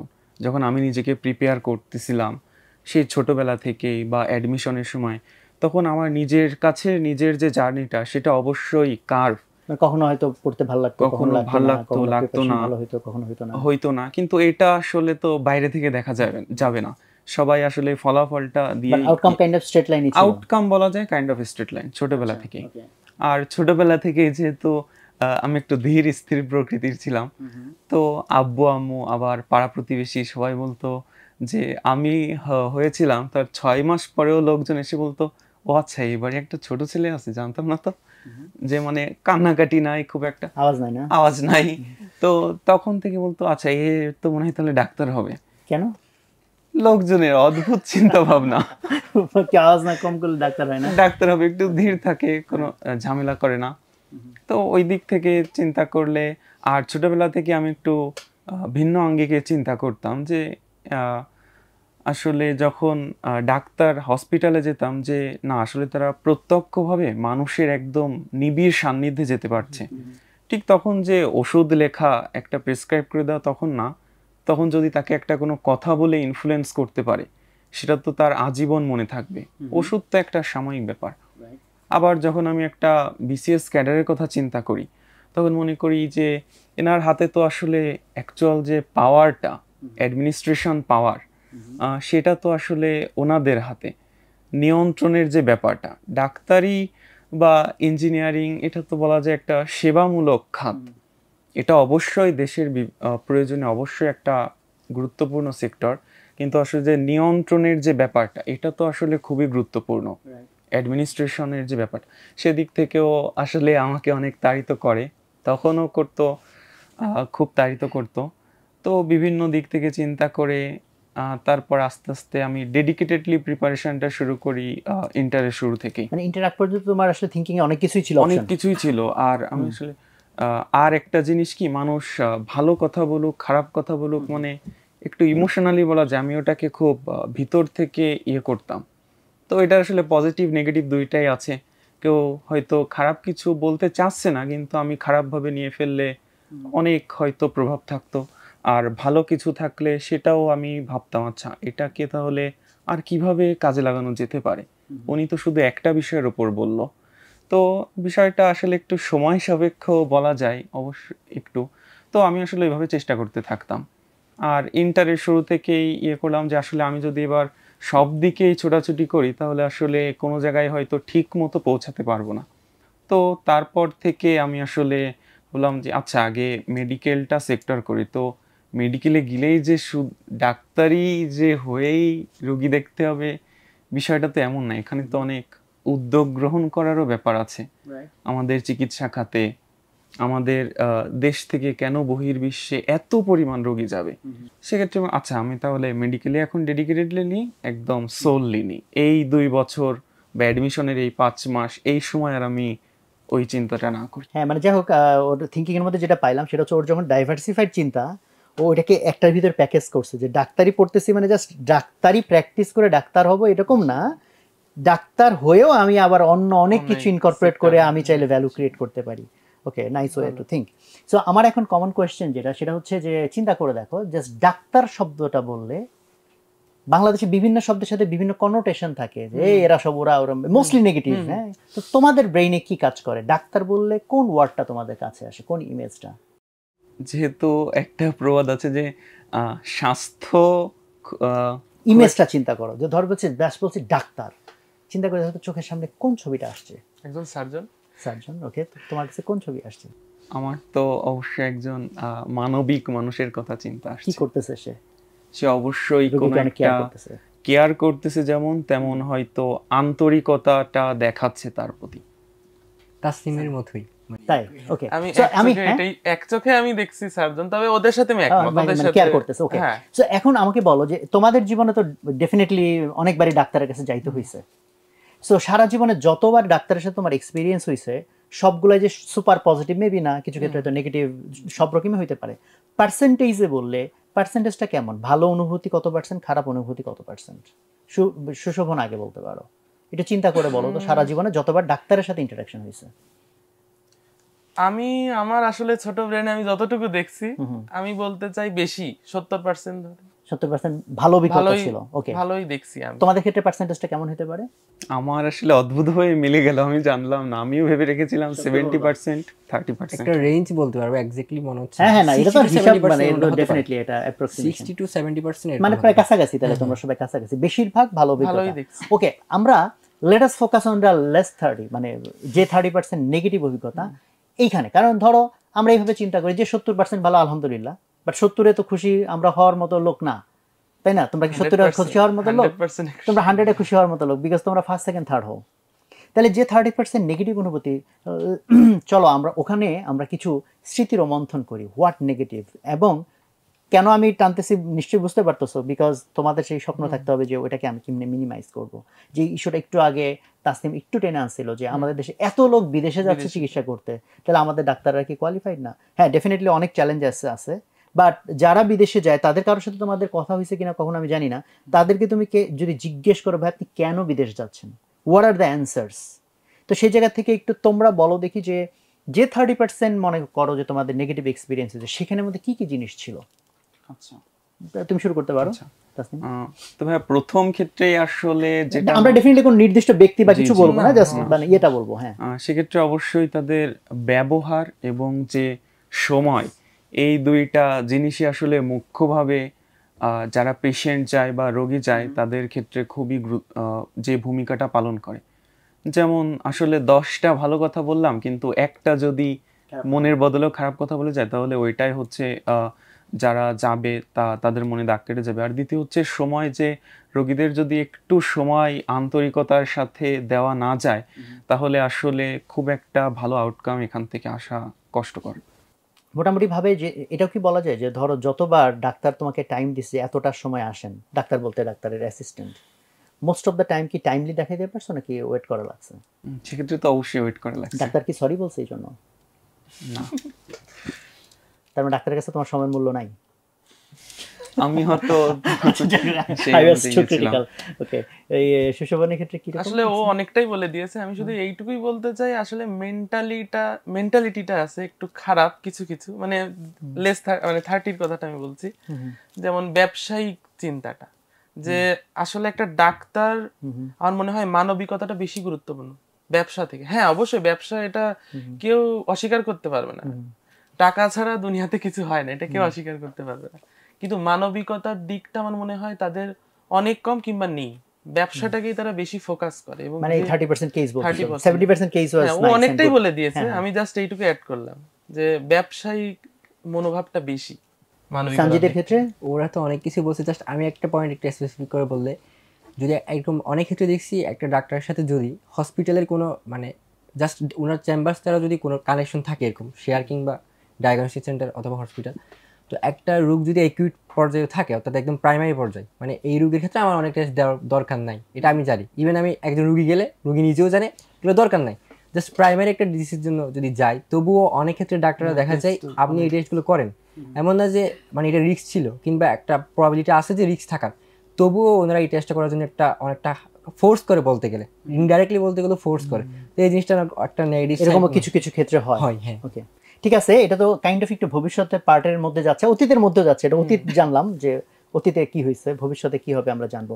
অতীতের মধ্যে আরেকটু যেতে চাই যে এইখানে যারা এই পর্বটা শুনবে তাদের তো একটা অন্যতম, বিশেষ করে স্টুডেন্ট যারা শুনবে, কোর ইন্টারেস্টের জায়গা, তোমরা কেমনে পড়ালেখা করতা, কি খাইতা, হ্যাঁ কি কলম দিয়ে লিখতা, তাই না, lot of interest could be there. So আমি একটু জানতে চাই তোমাদের পড়ালেখার যে স্টাইল, তোমাদের নিজের দৃষ্টিতে তোমার স্টাইলের ভিতরে আনইউজুয়াল, অদ্ভুত কোনো কিছু ছিল কিনা, নাকি মোস্টলি লাইক বাকিরা যেমনি যা করে আমিও তাই করছি, এরকমই ফিল করো? যে কেউ শুরু করতে পারো, এবার কে শুরু করবা? বল। হ্যাঁ, অনেকে মনে করতে পারে আমি নার্ড টাইপ স্টুডেন্ট বা এরকম কিছু, কিন্তু অ্যাভারেজ একটা স্টুডেন্ট যেমন করে তেমনটাই আমার পুরো দৈনন্দিন কার্যক্রম ছিল, কিন্তু এফর্টটা মনে হয় একটু বেশি দেওয়া হয়েছে, specially HSC life plus medical admission phase, এটাতে একটু এফর্টটা বেশি মানে দেওয়া ইন হয়েছে। জেনারেল ধরে সারাদিনের রুটিন বলা হয়, মোটামুটি কত ঘন্টা পড়তা বা এরকম যদি একটু রাফলি বলো। যদি এইচএসসির কথা বলি, টাইমটা স্পেসিফিকলি মোটামুটি 6 থেকে 7 ঘন্টা এরকম, কিন্তু বাকি সময় কি করতা? বাকি সময় আমার দৈনন্দিন কাজ মানে খাওয়া, নামাজ পড়া, তারপর আর যদি সময় কাটানো যায় এরকম কিছু করা এরকম। আচ্ছা, তারপর আর এমনিতে মোস্টলি কি তুমি সকাল দিকে পড়তা না বিকাল দিকে, নাকি বা আমি রাতের দিকে পড়ার একটা অভ্যাস আছে আগে থেকে, সকালে একটু দেরিতে উঠতাম, তো আমি রাতের দিকে মেইনলি ফজর, এই টাইম ফজরের নামাজ পর্যন্ত মানে ওই সময়টা পড়তাম, আর এরপরে ঘুমাইতাম নামাজের পরে এরকম। আর দেরিতে একটু সকালে একটু দেরিতে ঘুম থেকে ওঠা হতো, আর উঠে আবার পড়তে বসতাম, এই রুটিনটা আর কি। দুপুরের দিকে একটু কম পড়া। কলেজ স্কুলের টাইমের সাথে এটা কনফ্লিক্ট করতো না? আমাদের কলেজ ছিল 9:30 এরকম ছিল, ও আচ্ছা, তো 9টা বাজে একটু দেরিতে উঠতাম আর কি, 9:30 এরকম। আচ্ছা, বাট এমনিতে ধরো ইন জেনারেল তো প্রচুর স্টুডেন্ট মনে করে যে ভাই 7 ঘন্টা কেন, আমি তো 10 ঘন্টাও পড়ি, তাই না? মানে ইন জেনারেল তো 7 ঘন্টা সাউন্ডস লাইক এটা কম। তাহলে সেখানে নিশ্চয়ই তাহলে তোমার কোনো ট্রিক ছিল বা কোনো নিশ্চয়ই কোনো এফিশিয়েন্ট কোনো মেকানিজম ছিল, সেটা আসলে এটা তো টাইমের ক্ষেত্রে তো স্টুডেন্টের উপর বেরি করতেছে, মানে এক একজন স্টুডেন্টের ক্যাপাসিটিও তো, মানে একটা স্টুডেন্ট তো আমি যেহেতু একটা নির্দিষ্ট কয়েকটা টপিক সিলেক্ট করে রাখতাম, আজকে এগুলো পড়বো, এখন এই টপিকগুলো দেখতেছি আমার ফার্স্ট একটু মোটামুটি আগেই শেষ হয়ে যাচ্ছে, 6-7 ঘন্টা আমার কাছে মোটামুটি এই টাইমটা একটা, মানে এই টাইমে শেষ হয়ে যেত ম্যাক্সিমাম ক্ষেত্রে, মানে সবসময় যে হবে। পড়ালেখার মধ্যে দুইটা অংশ, একটা হচ্ছে বোঝার অংশ, একটা হচ্ছে মেমোরাইজ রাখার অংশ, অনেক জিনিস মুখস্থ, বিশেষ করে বায়োলজির ক্ষেত্রে তো অনেক কিছু। হ্যাঁ, তো তোমার ক্ষেত্রে কোনটা বেশি বেটার কাজ করতো? মানে আমার দুইটাই খুব ফাস্ট ছিল? না, ছিল না, আমার কাছে আন্ডারস্ট্যান্ডিংটা একটু কম ছিল, মানে আমার মনে হয়েছে আমি মেমোরাইজ করার এফিসিয়েন্সি একটু বেশি। ওকে, হ্যাঁ, এটা তা এটা তো মেডিকেলের জন্য অনেক হেল্পফুল ছিল। ওখানে কি তোমার কোনো টেকনিক আছে যে তুমি কেমনে মেমোরাইজড? আমার মনে হয় আমার ন্যাচারাল পিকচার মেমোরিটা একটু ভালো, মানে আমি মাথায় রাখার চাইতে আমার পেজে কোন জায়গায় কি ছিল এই জিনিসটা সবসময় মাথায় থাকে, এটা ছিল। তো আমি যখন পড়ি, ইভেন আমার মেডিকেল অ্যাডমিশন টেস্টের দিনে এমনটা হয়েছে, মানে একটা প্রশ্ন আসছিল, মানে কোনটা, একটা প্রশ্ন আসছিল কেমিস্ট্রিতে, পচা মাছের দুর্গন্ধের জন্য কোন জায়গাটা দায়ী। এখন এটা এখন এরকম প্রেশার প্লাস সব 100টা প্রশ্ন, 100 সব জায়গা থেকে 5টা সাবজেক্ট থেকে, কোনো ক্রমে মাথায় আসছে না, কিন্তু আমার বইয়ের নিচের পার্টে কোন লাইনে কোনটা ছিল পুরোটা মনে পড়ে গেছে। তো তুমি তাহলে তো নিশ্চয়ই বই দাগাইতা বা মার্কিং করতে, কালার করতে, রাইট? যে ইট বিকামস আ পিকচার। হ্যাঁ, কোন কালার করছিলাম ওটা আমার মনে পড়তেছে এরকম। হ্যাঁ, এর ভিজুয়াল মেমোরি কিন্তু খুব ইম্পর্টেন্ট, খুবই ইম্পর্টেন্ট। আমারও কাইন্ড অফ ভিজুয়াল মেমোরিটা বেটার কাজ করে আমার মনে হয় আর কি। আমার মনে হয় সব মানুষেরই কাজ করে এটা বেশি। ওকে, না এটা মানুষ ভ্যারি করে, কারণ কেউ অডিটরি টাইপ, তাদের কাছে সাউন্ড খুব ভালো কাজ করে, যে এটা মানুষ ভ্যারি করে। যাক, তারপরে সুশোভনের তোমার যদি এটা বলো পড়ালেখার স্টাইল এন্ড কিরকম আমার মনে হয় হোয়াট উই ক্যান লার্ন। আমার মনে হয় আমি সাধারণভাবেই পড়ার চেষ্টা করছি, তবে আমি 100% সদ্ব্যবহার করে পড়ার চেষ্টা করছি। যেমন অনেক সময় দেখা যায় অনেক স্টুডেন্ট মনে করে আমি অনেক পড়ছি, কিন্তু আসলে একটু মোবাইল টিপছে মাঝে মাঝে, কিংবা একটু অকাজ করছে, মানে পড়ার দিকে মনোযোগ, ফোকাসটা প্রপারলি দেয় না। আমি চাইতাম যে ফোকাসটা সম্পূর্ণ হবে, আমি 1 ঘন্টা পড়লে ওই 1 ঘন্টায় আমি 1 ঘন্টাই পড়বো শুধু, অন্য কোনো কাজ হবে। তখন কি মোবাইল কাছে রাখতে না নাকি? না, আমার নিজের মোবাইল নেই, এখনো নাই। ওয়াও, এটা একটা মানে রোল মডেল হওয়ার মতো বিষয়। We should definitely inspire the students যে দেখো যে না, মোবাইল নাই, কোনো মোবাইল নাই। আমি যখন প্রয়োজন হতো আমি আমার বাবারটা ব্যবহার করতাম, এবং ল্যাপটপ প্রয়োজন হলে আমি বাবারটাই ব্যবহার করতাম। অনেকে যে বলে ভাই এখন মোবাইল না থাকলে এত নোটিফিকেশন জানতে পারি না, কোথায় কি হচ্ছে না হচ্ছে। সো সেক্ষেত্রে সেটা প্রয়োজন হলে আমি বাবার কাছ থেকে নিয়ে নিতাম। আমার বাবা কখনো আমার সাথে আমাকে বিশ্বাস করতো, 100% বিশ্বাস করতো, এবং আমার সেইভাবেই সাহায্য করছে, কখনো অবিশ্বাস করেন। আমিও আশা করি আমি পারছি সেটা করতে। গ্রেট। তো সেক্ষেত্রে তোমার যদি আওয়ার ধরো, মোটামুটি কত আওয়ার মতো তুমি পড়ালেখা করতা? আমি ওর থেকে হয়তো একটু বেশি, 10 ঘন্টা, মানে এই অ্যাডমিশন জার্নিতে 10 ঘন্টা কিংবা 12 ঘন্টা, লাস্টের দিকে এসে একটু বাড়িয়ে দিয়েছিলাম, এরকম। ইন্টার লাইফ বা মানে যখন একাডেমিক লাইফে ছিল তখন মোটামুটি এরকম ওরকমই বা একটু কম, এরকম। আচ্ছা, বাট হচ্ছে তুমি খুব চেষ্টা করতে যে আমি চেষ্টা করতাম টাইমটা পুরোপুরি ব্যবহার করার, ইউজ হয়। ওকে, এনি আদার টিপস যেটা আনইউজুয়াল কাইন্ড অফ, যেমন ওর ক্ষেত্রে হচ্ছে মেমরি খুব ভালো কাজ করতো, ভিজুয়াল ইউজ করতো। এটা আমারও কাজ করে খুব ভালো, এবং আমি নিজে আসলে এটা আমি মনে করি স্বতন্ত্র, নিজের মতো কিছু, যে আমার হঠাৎ করে মানে এইটা করলে এটা মনে থাকে, তা আমি এইভাবেই মনে রাখি। সেটা যতই উদ্ভট হোক কিংবা অদ্ভুত হোক, যতই হাস্যকর, একটা বলো হাস্যকর বা অদ্ভুত। না আসলে যেমন আমি কি বলবো, ধাতুর সক্রিয়তা সিরিজ আছে, বলতে একটু হাসি লাগছে, কেমিস্ট্রিতে। তা আমি ওটা প্রথম লাইনটাই বলছি, ওটা মনে রাখতাম, লিখে বেঁকে না, লিথিয়াম পটাশিয়াম, মানে ওটা লিখে বেঁকে না, ওইভাবেই আর কি মনে রাখতাম। মানে এরকম কিছু অদ্ভুত আছে, এটা আমার নিজস্ব। মেডিকেলে তো এগুলো প্রচুর ইউজ হয় বোধহয়, তাই না? যে বিভিন্ন কিছু এটা আমি দেখছিলাম, কিন্তু আমি হঠাৎ করে মনে হলো যে এটা তো ভালো লাগছে, এটা তো আমি ভালো মনে রাখতে পারছি, এবং বেশ হাসি লাগছে। সেখান থেকে আর কি আমি এভাবে মনে রাখি, মানে যেটা আমার মনে হয় সুবিধা। তাসনিমের তোমার ক্ষেত্রে কি রকম তোমার পড়ালেখা? এখানে আমি নির্দিষ্ট করে কিছু বলতে চাই। তো প্রথমেই বলে রাখি যে আমি সানজিদের মতো রাত জাগা পাখি কখনোই হতে পারিনি। আমি অবশ্যই দিনে পড়াটাই বেশি প্রিফার করতাম, এবং রাতে যাতে প্রপারলি ঘুমটা হয়। আর কম ঘুমিয়ে আসলে আমিও যে আমার এফিসিয়েন্সিটা আসলে ওইভাবে করতে পারি না। এক্ষেত্রে যদি পড়ার ট্রিক্সের কথা বলি, তো প্রথমে হচ্ছে যে কত সময় পড়লাম, এর থেকে বেশি যে ফোকাস দিয়ে ঠিক কতটা পড়তে পারলাম। 5 মিনিট এনাফ ফোকাস দিয়ে পড়া কিছু পড়ার জন্য। আর সেটা যদি 4 ঘন্টা 5 ঘন্টা 7 ঘন্টা হয় তো হিউজ টাইম সেটা। আসলে এখন তো প্রশ্ন, ভাই আপনারা ফোকাসের কথা বলছেন, তো সেই ফোকাসই বা পাবো কোথায়? এই যে 2 মিনিট পর পর নোটিফিকেশন আসে, এই কানে একটা আওয়াজ আসলো, তো সেখানে আসলে তো ভাইয়ার কথা বলতেই হবে যে একটা অনেক সেমিনারেই ভাইয়া বলছিলেন যে শ্বাসের যে একটা ব্যায়ামই বলা যায় বা ব্রিথিং সিস্টেম, ইউটিউবে লিখলেই ওটা আসবে। যে কোনটা আমি যে ভিডিওটার কথা বলতাম? জি ওই being brilliant in every single day. ওইটা আসলে অনেক হেল্পফুল। তো আসলে এটা না যে একদিনে 2 মিনিট করে এটা আসলে বোঝা যাবে। আসলে যখন মাথাটা স্থির থাকে বা স্থির থাকে, তখন আমরা যেটাই যত কঠিনই হোক সেটা আমরা করতে পারি। তো আমি অবশ্যই যারা অনুজ থাকবে সাজেস্ট করব এই ভিডিওটা অবশ্যই দেখার জন্য। অ্যালান ওয়াটকিন্স, উনি হচ্ছে 2টা ভিডিও আছে ওনার, 2 পার্টে, পার্ট 1 পার্ট 2, এই একটা জিনিস। আর তারপরে হচ্ছে অবশ্যই এফিসিয়েন্সির দিকে বেশি নজর দিতে হবে, এই একটা জিনিস অবশ্যই গুরুত্বপূর্ণ। এবার যদি তো আমি আসলে ভিজুয়াল মেমোরি এটা আসলে খুব কাজ করতো আমার, যে আসলে খুব মুখস্থ কথাটা আমার কাছে আসলেই কেমন লাগে, যদিও সেই ডাক্তারিতেই আসা। আমি মনে হয় যে মনে রাখা এই কথাটা আমার কাছে বেশি পছন্দ। আর অবশ্যই পড়ার মাঝে একটু ব্রেক নেওয়ার চেষ্টা করতাম, একটু নির্দিষ্ট একটা টাইম ফিক্সড করে। যদিও আসলে এই রুটিন অনুযায়ী 100% এখনো আমি পারি না, তবুও চেষ্টা করতাম যে হ্যাঁ আগামী 40 মিনিট হচ্ছে এই কয় পেজ পড়ার সর্বোচ্চ চেষ্টাটা করব। তারপরে হয়তো একটু চোখে মুখে পানি দিয়ে আসতাম, একটু 2 মিনিট হাঁটলাম, হ্যাঁ এটা থিওরি আছে, এটা যে ব্রেক নিয়ে পড়া। ব্রেক নিয়ে পড়া তো আসলে নতুন একটা মোটিভেশনও পাওয়া যায় নিজের কাছ থেকে, এই জিনিসগুলো আসলে অনেক হেল্প করতো। তো তোমার ক্ষেত্রে রাফলি যদি আওয়ার ক্যালকুলেট করা হয় কেমন হবে আওয়ারটা? এটা আসলে আমি যে কতবার ঠিক স্টপ ওয়াচ দিয়ে আমি চেষ্টা করেছি প্রতিদিন, এই আমি ঠিক করতাম আচ্ছা আজকে ঘুম থেকে উঠে এবং রাত্রে ঘুমাতে যাওয়ার আগ পর্যন্ত যতবার পড়বো স্টপ ওয়াচ আমি হিসাব করবো যে আমার কত ঘন্টা পড়ায়। তো এটা আসলে খুব বেশি ক্রস করতে পারছি, যেমন অনেকে বলে 15, 16, 18 ধারে কাছেও নাই আমার। তো তারপরে আমি বুঝলাম আসলে এইটা খুব বেশি ম্যাটার করে তা না, তাও যদি একটা হ্যাঁ স্পেসিফিক ভাবে বলতে গেলে 8, 9, 10 এটা আসলে। বাট ফোকাসের ক্ষেত্রে তো একটা জানলাম তুমি ব্রিদিং প্র্যাকটিস করা, যেগুলো হচ্ছে এই ধরনের জিনিস ইউজ করতা। তো হোয়াট অ্যাবাউট সোশ্যাল মিডিয়া? ও যেমন বলো যে মোবাইল ইউজ করতো না, যেখানে নোটিফিকেশন ডিস্ট্রাকশন এমনি কম ছিল, তোমার ক্ষেত্রে? না আমি আসলে সোশ্যাল মিডিয়া ইউজ করতাম। তো প্রথম হচ্ছে আমার ফেসবুকে অ্যাকাউন্ট খোলা এই করোনার সময় 2020 সালে হয়তো। তো আসলে ওইখানে আমি একটু লাগামটা ধরে রাখার চেষ্টা করতাম নিজের উপর। এমনকি অ্যাডমিশনের সময় আমি কয়েকবার ডিঅ্যাক্টিভেট করছি অ্যাকাউন্ট, একবার ডিলেটও করছিলাম, আবার প্রয়োজনে আমার সেটা রিকভারি করতে হয়েছে।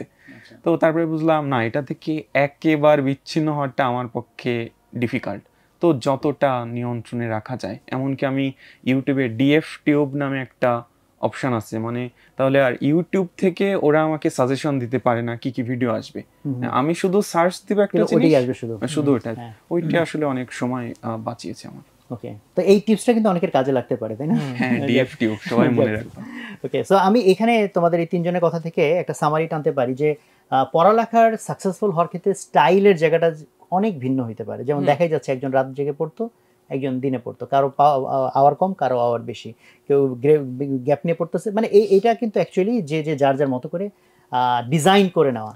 বাট ইন জেনারেল এখানে অবশ্যই একটা কমেন্ট আমার আছে, সেটা হলো যে রাত জাগার বিষয়টাতে। আমি নিজেও একসময় লাইফে অনেক রাত জাগছি, এখনও ট্রাই করি যতটুকু পারা যায় আর্লি ঘুমানোর জন্য। বাট এই সুযোগে একটা লেসন শেয়ার করি, সেটা হলো বায়োলজিক্যালি স্পিকিং মানুষ রাত 10টা থেকে রাত 2টা এই যে ঘুম, এই ঘুমটা অন্য কোনো কিছু দিয়ে রিপ্লেস করা যায় না। এই সময়ের ঘুমটা বডিতে যে রকম বেনিফিটস ক্রিয়েট করে, সো 10টা থেকে 2টা মানে কিন্তু 4 ঘন্টা, তুমি অন্য সময় 6 ঘন্টা কেন 8 ঘন্টা ঘুমালেও এই বেনিফিট হবে না। ফলে অনেক ক্ষেত্রে হইতে পারে অনেকে মনে করতে পারে রাত জেগে আমি সামহাও রেজাল্ট আনছি, বাট বডির যে কনসিকুয়েন্স, ভবিষ্যতের কনসিকুয়েন্স এবং সব কিছু যোগ করলে এটা অ্যাকচুয়ালি কিন্তু খুব একটা ভালো স্ট্র্যাটেজি না। ফলে স্ট্র্যাটেজি তো চেঞ্জ করাই যায়, এটা আমি এই জন্য বললাম বিকজ যেহেতু এটা কাইন্ড অফ আধুনিক সায়েন্স এবং সব কিছু দ্বারা মানে জিনিসটার এনাফ এভিডেন্স আছে।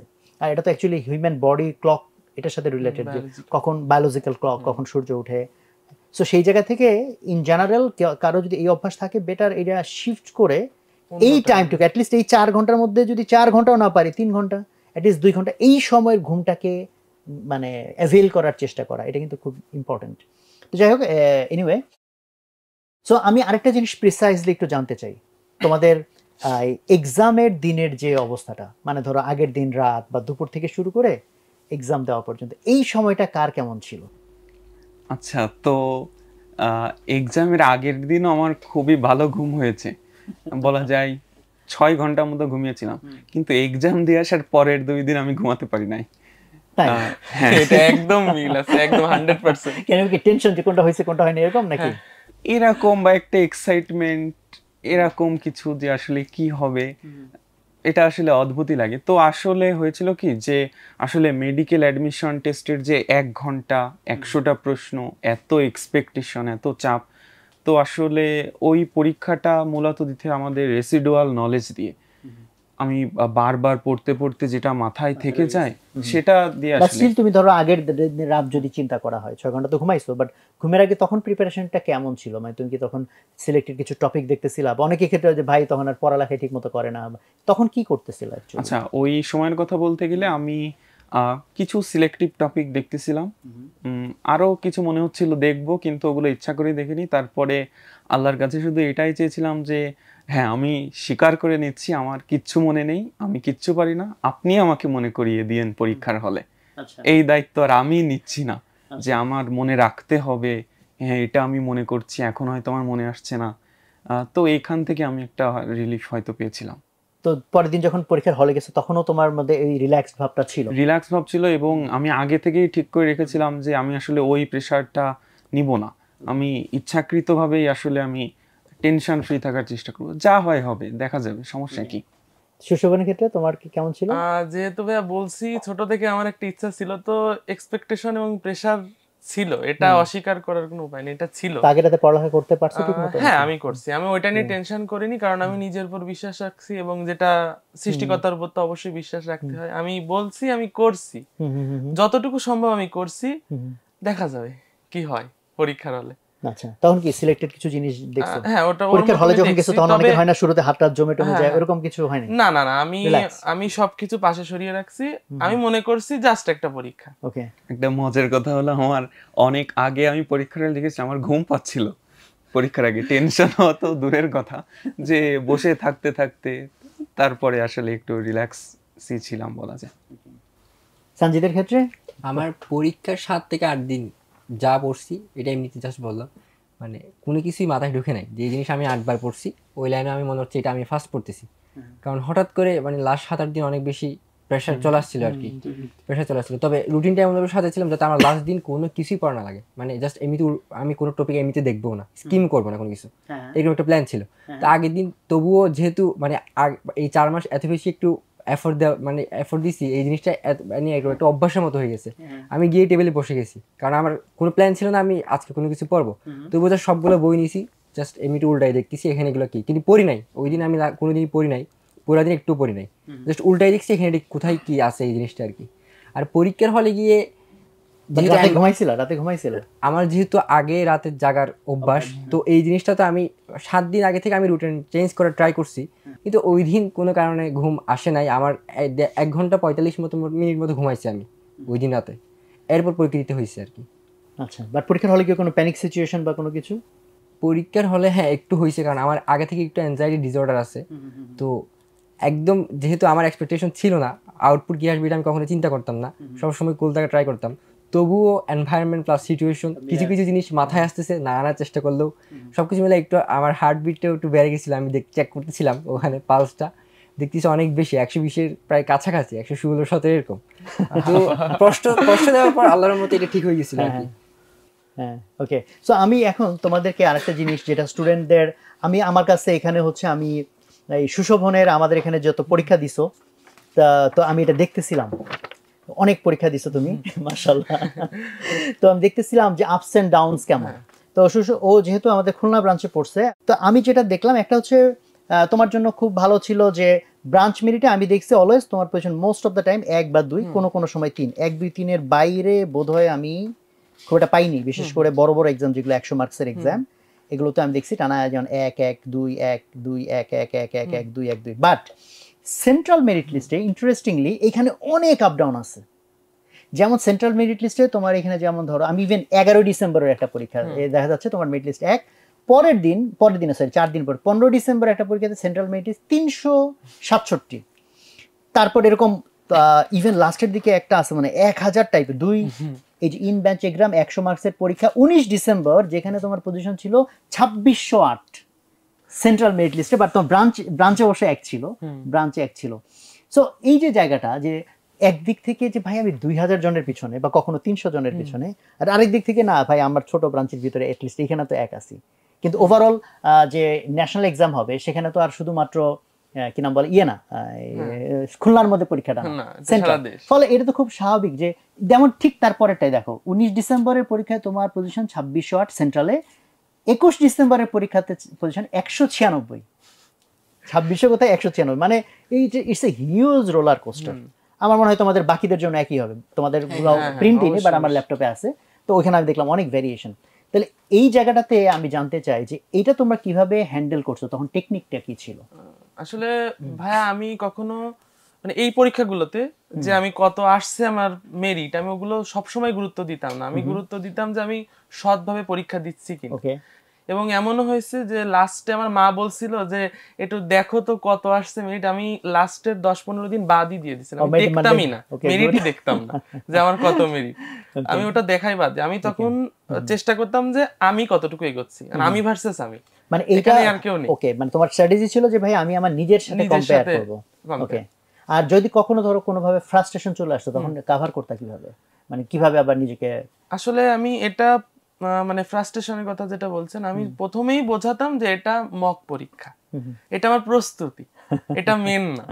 সেটাই আর কি আমার মূলত হতাশাটাকে ওভারকাম করতো, যে এটা আমার প্রস্তুতি, এটা প্রস্তুতির আর কি ধাপ। হ্যাঁ, এখান থেকে আমি শিখে আবার পরের বার ফিরে আসবো, এবার না হয় হলো না, কিন্তু পরের বার আমি ফিরে আসবো, এরকম আর কি আমার একটা অনুপ্রেরণা দিতে এই জিনিস। সানজিদের ক্ষেত্রে তোমার তো এখানে বোধহয় রোলার কোস্টার মতোই আছে। হ্যাঁ ছিল।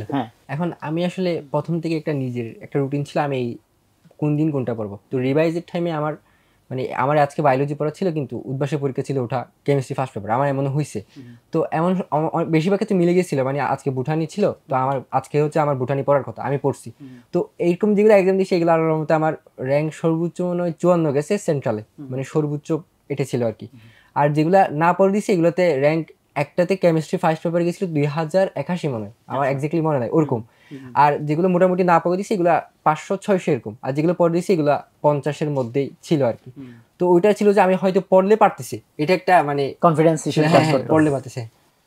ওকে, বাট এমন কিছু হয়েছে যে পড়ছি বাট পারি নাই, তখন কোনো ল্যাক অফ কনফিডেন্স চলে আসা এরকম মেইনলি অ্যাডমিশন হয় না এরকম। আচ্ছা, ওকে। আর তাসনিমের ক্ষেত্রে? ভাইয়া আমি আগে থেকেই আসলে ঠিক করে রেখেছিলাম যে যত পরীক্ষা উন্মেষে হোক, যেখানেই হোক, অনলাইনের যত পরীক্ষা, সব কিছুই প্রস্তুতির ভেতরে। আমার আসল টার্গেট ওই 1 ঘন্টা, ওই 1 ঘন্টার জন্যই এই সকল প্রস্তুতি। পরীক্ষায় ভুল হলো সেটা তো আমার জন্য আরো খুশির খবর, যে ওই ভুলটা আমার আর ভুল হবে না, কিন্তু যেটা সঠিক হয়েছে ওটা হয়তো ভুল হলেও হতে পারে, কারণ ওইটা আমি সেইভাবে হয়তো অ্যাড্রেস করব না, ভুলটা তো মাথায় থাকবে, অ্যাড্রেস করব না, মাথায় থাকবে। সেই জিনিসটা অনেক হেল্পফুল ছিল।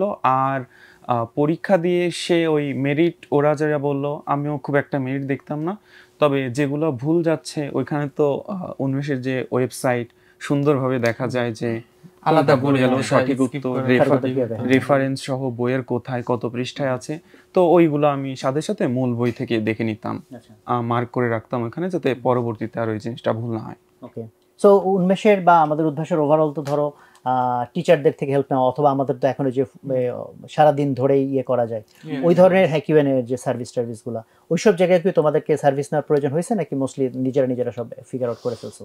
আমি প্রচুর প্রশ্ন করছি, তাই না? প্রচুর করছি, এবং ইভেন আমি মেডিকেল পরীক্ষার আগের দিনও করছি। আবার একটু সমস্যা হলে আমি প্রশ্ন করে দিতাম, আর ভাইয়া পুরা খুব সুন্দরভাবে রেফারেন্স সহ প্রশ্ন দিত, আমার মজা লাগতো, গুগলের থেকে ভালো। আচ্ছা, না ওটা পিছনে আমাদের অনেক বড় টিম কাজ করে, অনেক টিচার, তারা একদম মানে এবং যতটা সম্ভব দ্রুত সময় তারা দেওয়ার চেষ্টা করছে। ভালো লাগছে, এআই জেনারেটেড না কিন্তু। হ্যাঁ অবশ্যই, এইটাই ভালো লাগছে, এটাই ভালো লাগছে যে অনেকটা না, এআই এখন ওই লেভেলে যায় না, ভবিষ্যতে হতে পারবে। তাসনিমের ক্ষেত্রে? আমার কথা বললে আমি প্রশ্ন ঠিক ওইভাবে করিনি, তবে আমার ক্ষেত্রে যেটা সুবিধা হয়েছে, আমি প্রচুর প্রশ্ন দেখতাম যে অন্যরা কি প্রশ্ন, কারণ ওখানে অধিকাংশই প্রশ্ন থাকতো যে কনফিউশন, একটু দ্বিধাদ্বন্দ্ব, সমস্যা, তো ওইগুলো দেখে নিলে আসলে খুব বেশি আমার আর নিজে যখন পড়তে যেতাম খুব বেশি হতো না, তো অন্যদের প্রশ্ন উত্তর দেখলেই আসলে অনেকটা ঘাটতি পূরণ হয়ে যেত। সানজিদের ক্ষেত্রে কিউএনএ কি কাজে লাগাইছো নাকি? এইচএসসি একাডেমিক টাইমে যেহেতু উদ্ভাসের সাথে ছিলাম, তো ওখানে কিউএনএটা ভালোই, ওই টাইমে একটু অনেক বেশি ইউজ করছি। এডমিশন টাইমে মোটামুটি খুব বেশি ইউজ করি না, কিন্তু অন্যদের প্রশ্ন ভালোই দেখা হতো। হ্যাঁ, এটা আর কি। ওকে, সো আমরা এখন একটু ভবিষ্যতের দিকে যাব। এতক্ষণ ছিল স্টুডেন্ট লাইফে পড়ালেখা, টিপস ট্রিক্স ইত্যাদি। ভবিষ্যতে যাওয়ার আগে ট্রানজিশনাল টাইমে একটা কন্ট্রোভার্সিয়াল ইস্যু নিয়ে আমরা কথা বলতে চাই, যেমন হচ্ছে যে এই রেজাল্টগুলো যখন হয় তখন তো গিয়ে একটা জাতীয়ভাবে আলোচনার বিষয় হচ্ছে যে সব কোচিংগুলো নিয়ে মারামারি করতেছে, তুমি কার, তাই না? বিশেষ করে এইবার তো হলো সুশোভনের ক্ষেত্রে একটা বড় ধরনের একটা মিসকমিউনিকেশন বা ইয়ে হয়েছে, যেটা যে একটা দুইটা পেপারে আসছে যে কোচিং ছাড়াই মেডিকেলে ফার্স্ট, হোয়ারএজ তুমি তো আমাদের ফুল উন্মেষের মেডিকেল জার্নিতে ছিলা, ফুললি ছিলা। তো প্রথমত তোমাদের কাছে কি মনে হয় যে এই যে কন্ট্রোভার্সিটা, এটার তো ডেফিনেটলি কিছু গ্রাউন্ড আছে, ডেফিনেটলি নট এভরি পিপল হয়তো পুরো যে ইথিক্যাল সবকিছু হচ্ছে এরকম হয়তো না, আবার এই স্পেসিফিক্যালি তোমার এই কেসে যে কনফিউশনটা হয়েছে, so what's your view on that? আসলে এটা আমাকে একটু ব্যক্তিগতভাবে খারাপই লাগছে, কারণ আমার মনে হয় আমরা জাতি হিসেবে কেন জানি এগুলো খুব পছন্দ করি, গুজবটা বিশেষ করে পছন্দ করি, এটা আসলে খুবই খারাপ। এবং আমার মনে হয় আমাদের এই পিছিয়ে থাকার কারণটাই এইটা, এই গুজবটা বা সঠিকভাবে না বোঝা কথাটা। আসলে আমাদের কথাটা এইটা ছিল যে আমি একাডেমিকে পড়িনি, এবং এটা আমি ক্লিয়ার করছি। এটা আমি জানি না কিভাবে এটা নিয়েও এরকম ভাবে খবর বেরিয়েছে, আমি এটা জানি না। আমি ক্লিয়ার করে বলছি যে আমি একাডেমিকে না কোনো প্রাইভেট করছি না কোনো কোচিং এ ছিলাম, কিন্তু আমি অ্যাডমিশনের শুরু থেকে শেষ পর্যন্ত উন্মেষে ছিলাম। আমি প্রথম থেকেই বলছি ক্লিয়ার করে।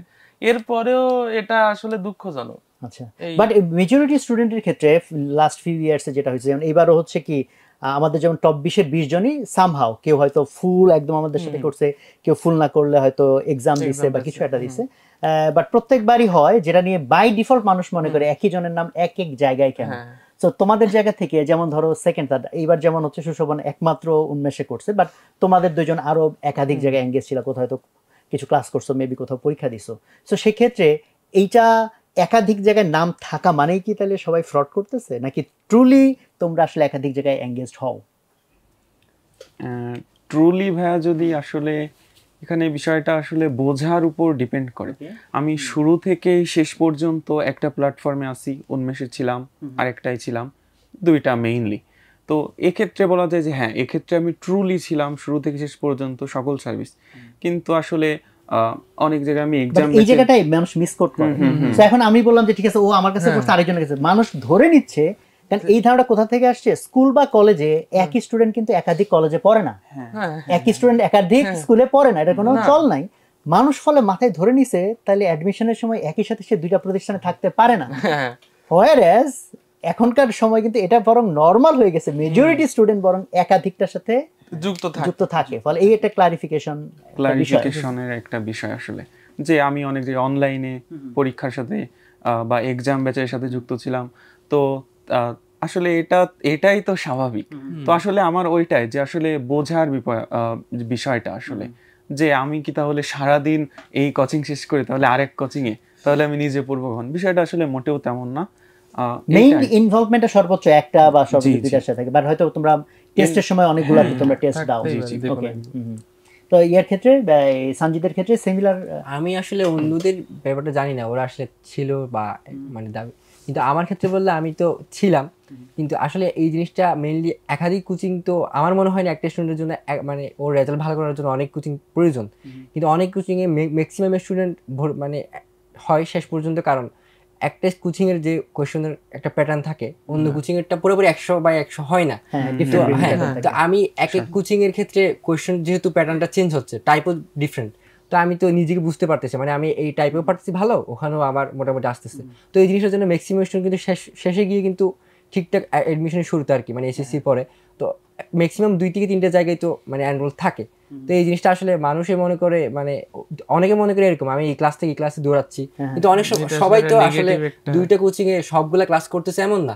অনেকের ক্ষেত্রে একটা কোচিং এ হয়তো একটা স্টুডেন্টের এই সাবজেক্ট একটু কম ভালো লাগতেও পারে, মানে এই টিচারের ক্লাসটা একটু হয়তো কম বুঝে, টিচার ভালো বুঝায় হতেও পারে, কিন্তু এটা আমি অন্য কোচিং এ ভালো বুঝতেছি, তো আমি অন্য কোচিং এ করলাম। কিন্তু পরীক্ষার জিনিসটা আমি প্রায়োরিটি দেওয়ার কথা এখানে বলতে চাচ্ছি। আমার কাছে একটা জিনিস মনে হয় কিনা, সেটা হচ্ছে যে বিভিন্ন রকম পুরস্কার ঘোষণা করা থাকে, যারা ফার্স্ট সেকেন্ড থার্ড হবে তারা এটা পাবে এটা পাবে। সো যারা কনফিডেন্ট স্টুডেন্ট তাদেরকে এটাও একটা কারণ যে ভাই 5 জায়গায় যদি আমি টাচ থাকি আর যদি আমি ফার্স্ট হই তাহলে 5 জায়গা থেকে আমি পুরস্কার পাবো, তাই না? Which is not a bad thinking, but it's an efficient thinking. না, এই চিন্তা ভাবনাটা অবশ্যই সাজেস্টেড না, এবং আমিও আসলে এটার পক্ষপাতী না। না ঠিক আছে, জাস্ট জোকিং। সো এখন আমি একটু ভবিষ্যতের দিকে যেতে চাই, তাই না? সো তোমরা যেমন ধরো, আমরা ওই প্রশ্নটাতে একটু আমরা টাচ করেছি যে মেডিকেল সিস্টেমে কিছু কিছু প্রবলেম আছে, সবই খারাপ তা না, বাট ইন জেনারেল মানুষ খারাপটাকে বেশি হাইলাইট করে, জেনারেলাইজ করে ফেলে, ডাক্তাররা সব ওরকম, ইঞ্জিনিয়াররা সব ওরকম। ডেফিনেটলি সবাই একই রকম না, বাট এইটা একটা ফ্যাক্ট যেটা তো আমরা ডেটা থেকেই দেখতে পারি যে বাংলাদেশের কি পরিমাণ রোগী বিদেশে যায়। বিশেষ করে রাইট নাও তো একটু চেঞ্জের কারণে, বিশেষ করে আমাদের পার্শ্ববর্তী দেশে যাওয়ার এই মুহূর্তে যেমন মানে যাওয়াটা কঠিন বলে যাচ্ছে না, বাট ইন জেনারেল যখন ওপেন ছিল তখন তো প্রচুর রোগী যেত। তোমাদের কাছে কি মনে হয় এইটার আসলে মেজর কারণ কি? এই যে ভাইয়া একটা প্রচলিত কথার উপর আমাদের যে বিশ্বাসটা চলে আসে, এই দেশে হয়তো আমরা ভালো ট্রিটমেন্টটা পাবো না। এটা ভালোটা কোন অর্থে, যে তারা কি মানে ডাক্তারদের ক্যাপাবিলিটির উপর তারা ট্রাস্ট করতে পারতেছে না, নাকি তাদের সার্ভিস ভালো মনে হচ্ছে না, নাকি ব্যবহার ভালো মনে হচ্ছে না, কি মনে হয় তোমাদের? ক্যাপাবিলিটির চেয়ে আমি বলবো বেশি সার্ভিস এবং ব্যবহার। যে আসলে ক্যাপাবিলিটি সেই অন্যান্য দেশে ডাক্তাররাই বলছে হ্যাঁ আপনার দেশে ডাক্তার তো হয়তো আমার সাথেই পড়ছে, আমার সাথেই পড়েছে, ও তো অনেক ভালো ডাক্তার, তো আপনি আমার কাছে আসলেন কেন? তো তখন হয়তো ওই রোগীটা ঠিকই একটা ওই ব্যবহার বা সার্ভিসের অভিযোগটাই দিচ্ছে, কেয়ার করার অভিযোগটাই দিচ্ছে। তো ক্যাপাবিলিটির দিকটা আমি অবশ্যই বেশি করব না। তো আসলে ওই সার্ভিস, ব্যবহার, ওভারঅল ম্যানেজমেন্ট, পরিবেশ, তোমরা কি এগ্রি করো? যা বলছে নাকি সেটা একটু অ্যাড করবা? আলাদা কিছু বলার নেই, ওর সাথে একমত, ও সম্পূর্ণ সঠিক কথা হ্যাঁ, তবে সব আমার মনে হয় একটা জিনিস মানুষের মানে আমি আশেপাশ থেকে শুনতেছি এই জিনিসটা হলে আমার অবশ্যই বাইরে যেতে হবে, এখানে ভালো মতো পাওয়া যাবে না। কিন্তু ম্যাক্সিমাম ক্ষেত্রে যে সব কিছুর ক্ষেত্রে যে এমন এমন না যে আমার যেতেই হবে, এমন এক জায়গা আছে যেখানে ভালো সার্ভিসে পাওয়া যাচ্ছে একটা নির্দিষ্ট, হয়তো এটা হতে পারে একটা নির্দিষ্ট রোগের ক্ষেত্রে, এটা আমার জন্য হয়তো বাইরে যাওয়া প্রয়োজন নেই, এটা আমাদের দেশেই বাইরের মতোই বেটার পাওয়া যায়। কিন্তু মানুষ থেকে শুনতে শুনতে মানে তোমার এটাতে হলেও বাইরে যেতে হবে, প্রতিবেশী দেশে যেতে হবে। তো এই জিনিসটা আসলে মনে করা উচিত না, মানে সব রোগের ক্ষেত্রে যে আমার বাইরে যেতে হবেই, এটা তো আসলে একটা মাস্ট জিনিস না। আচ্ছা, তো বাট এমনি এরকম তো আমরা প্রচুর শুনি না যে বলে যে বাংলাদেশে এরকম চিকিৎসা করছে, সমাধান হয় নাই, দেন হয়তো অন্য একটা দেশে গেছে, তারা বলছে না এতদিন তুমি কি চিকিৎসা করছো, এগুলো তো ঠিক হয় নাই, বা এখানে এতগুলো ওষুধ দিছিল, ওই ডাক্তার মাত্র একটা ওষুধ দিছে, ভালো হয়ে গেছে, এই ধরনের তো স্টোরি আমরা শুনি। সো তোমরা এরকম শুনছো কিনা আমি জানি না। সো সেক্ষেত্রে তোমাদের এটার বিষয়ে কোনো অবজারভেশন? তো সেক্ষেত্রে ভাই একটা জিনিস বলবো যে আসলে এই আমি একজন ছোট মানুষ, এই বলা কথা ঠিক হবে না। একজন সাধারণ রোগী তো আর ওইগুলো জাজ করতে যাবে না, আচ্ছা ইনি কি সত্যি আসলে এই ডিগ্রির উপযোগী, ইনি কি সত্যি বিদেশে যে কোর্সটা আসলে করছেন, নাকি শুধু কোনোভাবে লিখে দিছেন। তো সেই ডাক্তারের কাছে যে আমি একটা মিস ট্রিটমেন্ট নিয়ে আসলাম, তার জন্য অভিযোগটা করা তো আসলে পুরো আমাদের চিকিৎসা সেক্টরকেই আসলে দোষারোপ করা হলো গেল। তো সেক্ষেত্রে বলবো যে অসৎ উপায়ে ডাক্তারি সার্টিফিকেট, বিভিন্ন কোর্সের এই জিনিসগুলো যদি বন্ধ করা যায়, তাহলে মনে হয় আমার এই জিনিসটা ওটার একটা ইমপ্যাক্ট আছে যে মাঝে মাঝে নিউজ হয় ডাক্তার এরকম। হ্যাঁ, বাট এই যে মানুষের সাথে কিভাবে বিহেভ করব, যেমন ধরো একটা নেগেটিভ ইনফরমেশন দেওয়া, হ্যাঁ ডাক্তার বলে আরে আপনি তো শেষ, তো রোগী তো শুনে মানে যাও ছিল, হ্যাঁ, কারণ মেন্টাল ইয়ে তো খুব ইম্পর্টেন্ট। তাকে একটা ব্যাড নিউজ কমিউনিকেট কেমনে করবে, তা সে যাতে ফিল করে কেয়ার, যেমন অনেক ক্ষেত্রে কেয়ার করার জন্য এক্সট্রা টাইমও হয়তো লাগে না, লাইক তুমি কথা বলতে বলতে জাস্ট স্মাইলিং ফেস রাখছো, তাহলে কিন্তু একটা লোক মনে করবে উনি আমার কেয়ার করছে। বাট আমি জাস্ট কথা বলছো, ধরো মুখটা একটু গম্ভীর বানায়, জানো উনি ভাই কেমন জানি একটু, তাই না, বা সংবোধনের ক্ষেত্রে একটু তুমি কাইন্ড করছো। সো তোমাদের কি মনে হয় যে, আমি জানি না অবশ্য তোমরা কি ঘেটে পাইছো কিনা, যে মেডিকেলের এই 5 বছরে মানুষের সাথে কিভাবে ডিল করতে হবে, এইটা কি পড়ায় জানো তোমরা? আমাদের দেশে ভাইয়া হয়তো এটার প্র্যাকটিসটা একটু কম কিনা। এক্ষেত্রে আমি মনে করি যে ব্যক্তি থেকেই আসলে উদ্যোগটা গ্রহণ করা দরকার। আর এক্ষেত্রে অবশ্যই যে সূক্ষ্মভাবে চিন্তা করার বিষয়টা খুবই গুরুত্বপূর্ণ। যেমন আমি এই বিষয়ে কিছু বই পড়ার আমার সুযোগ হয়েছে। সেক্ষেত্রে বিশেষ করে ভাইয়ার বিভিন্ন সেমিনার বা লেকচারগুলোতে যে বইগুলো সাজেস্ট করতেন, যেমন যাতে আমরা ওইভাবে চিন্তাটা অন্তত আমরা করতে পারি, যেমন বিশেষ করে বললে 7 habits of highly effective people, এরও বিশেষ করে বললে ফার্স্ট চ্যাপ্টারটা যে প্রোঅ্যাক্টিভ নামে যে চ্যাপ্টারটা আছে, যেটা আমি প্রথমে বলেছিলাম যে আমি আসলে একটু ইমোশনাল বা অনেক কিছুই যা বলতো আমি আসলে ভেতরে চলে যেত, তো এটা অনেক helpful. Think and grow rich, এটা আসলে অসাধারণ একটা বই। তো তারপরে পাওয়ার অফ সাবকনশিয়াস মাইন্ড, আমি যে সম্পূর্ণ বইটা পড়ছি তা না, কিন্তু আর সবচেয়ে মজার বিষয় হচ্ছে যে পড়াশোনা থাকাকালীন যদি আব্বা আম্মু এসে দেখে আমি আবার ওই সব বই পড়ছি, তাহলে আবার বলে তুই তোর পড়া বাদ দিয়ে এসব বই পড়ছিস কেন, তোর তো রেজাল্ট খারাপ হয়ে যাবে। তো আমি করতাম যে পিডিএফ দেখে ল্যাপটপ থেকে দেখার চেষ্টা করতাম, ওইখানে আসলে তো বোঝা কঠিন। আর আসলে ইংলিশের বই বললে আবার অনেকে দেখা গেলো ফ্রাস্ট্রেশন বোধ করতে পারে, না না তাহলে এটা আর দরকার নাই, ওইখানে আসলে খুবই সহজ ভাষায় কথাগুলো লেখা। তো মানে ওই বইগুলো পড়লে একটু আমরা ওইভাবে চিন্তা করতে পারি যে না আসলে আমরা অনেক চিন্তার বিষয় আছে আসলে। যেমন 7 হ্যাবিটস এরই দেখো একটা জিনিস যদি ডাক্তারি ইয়ের সাথে কানেক্ট করি, সেটা হচ্ছে পার্সপেক্টিভ।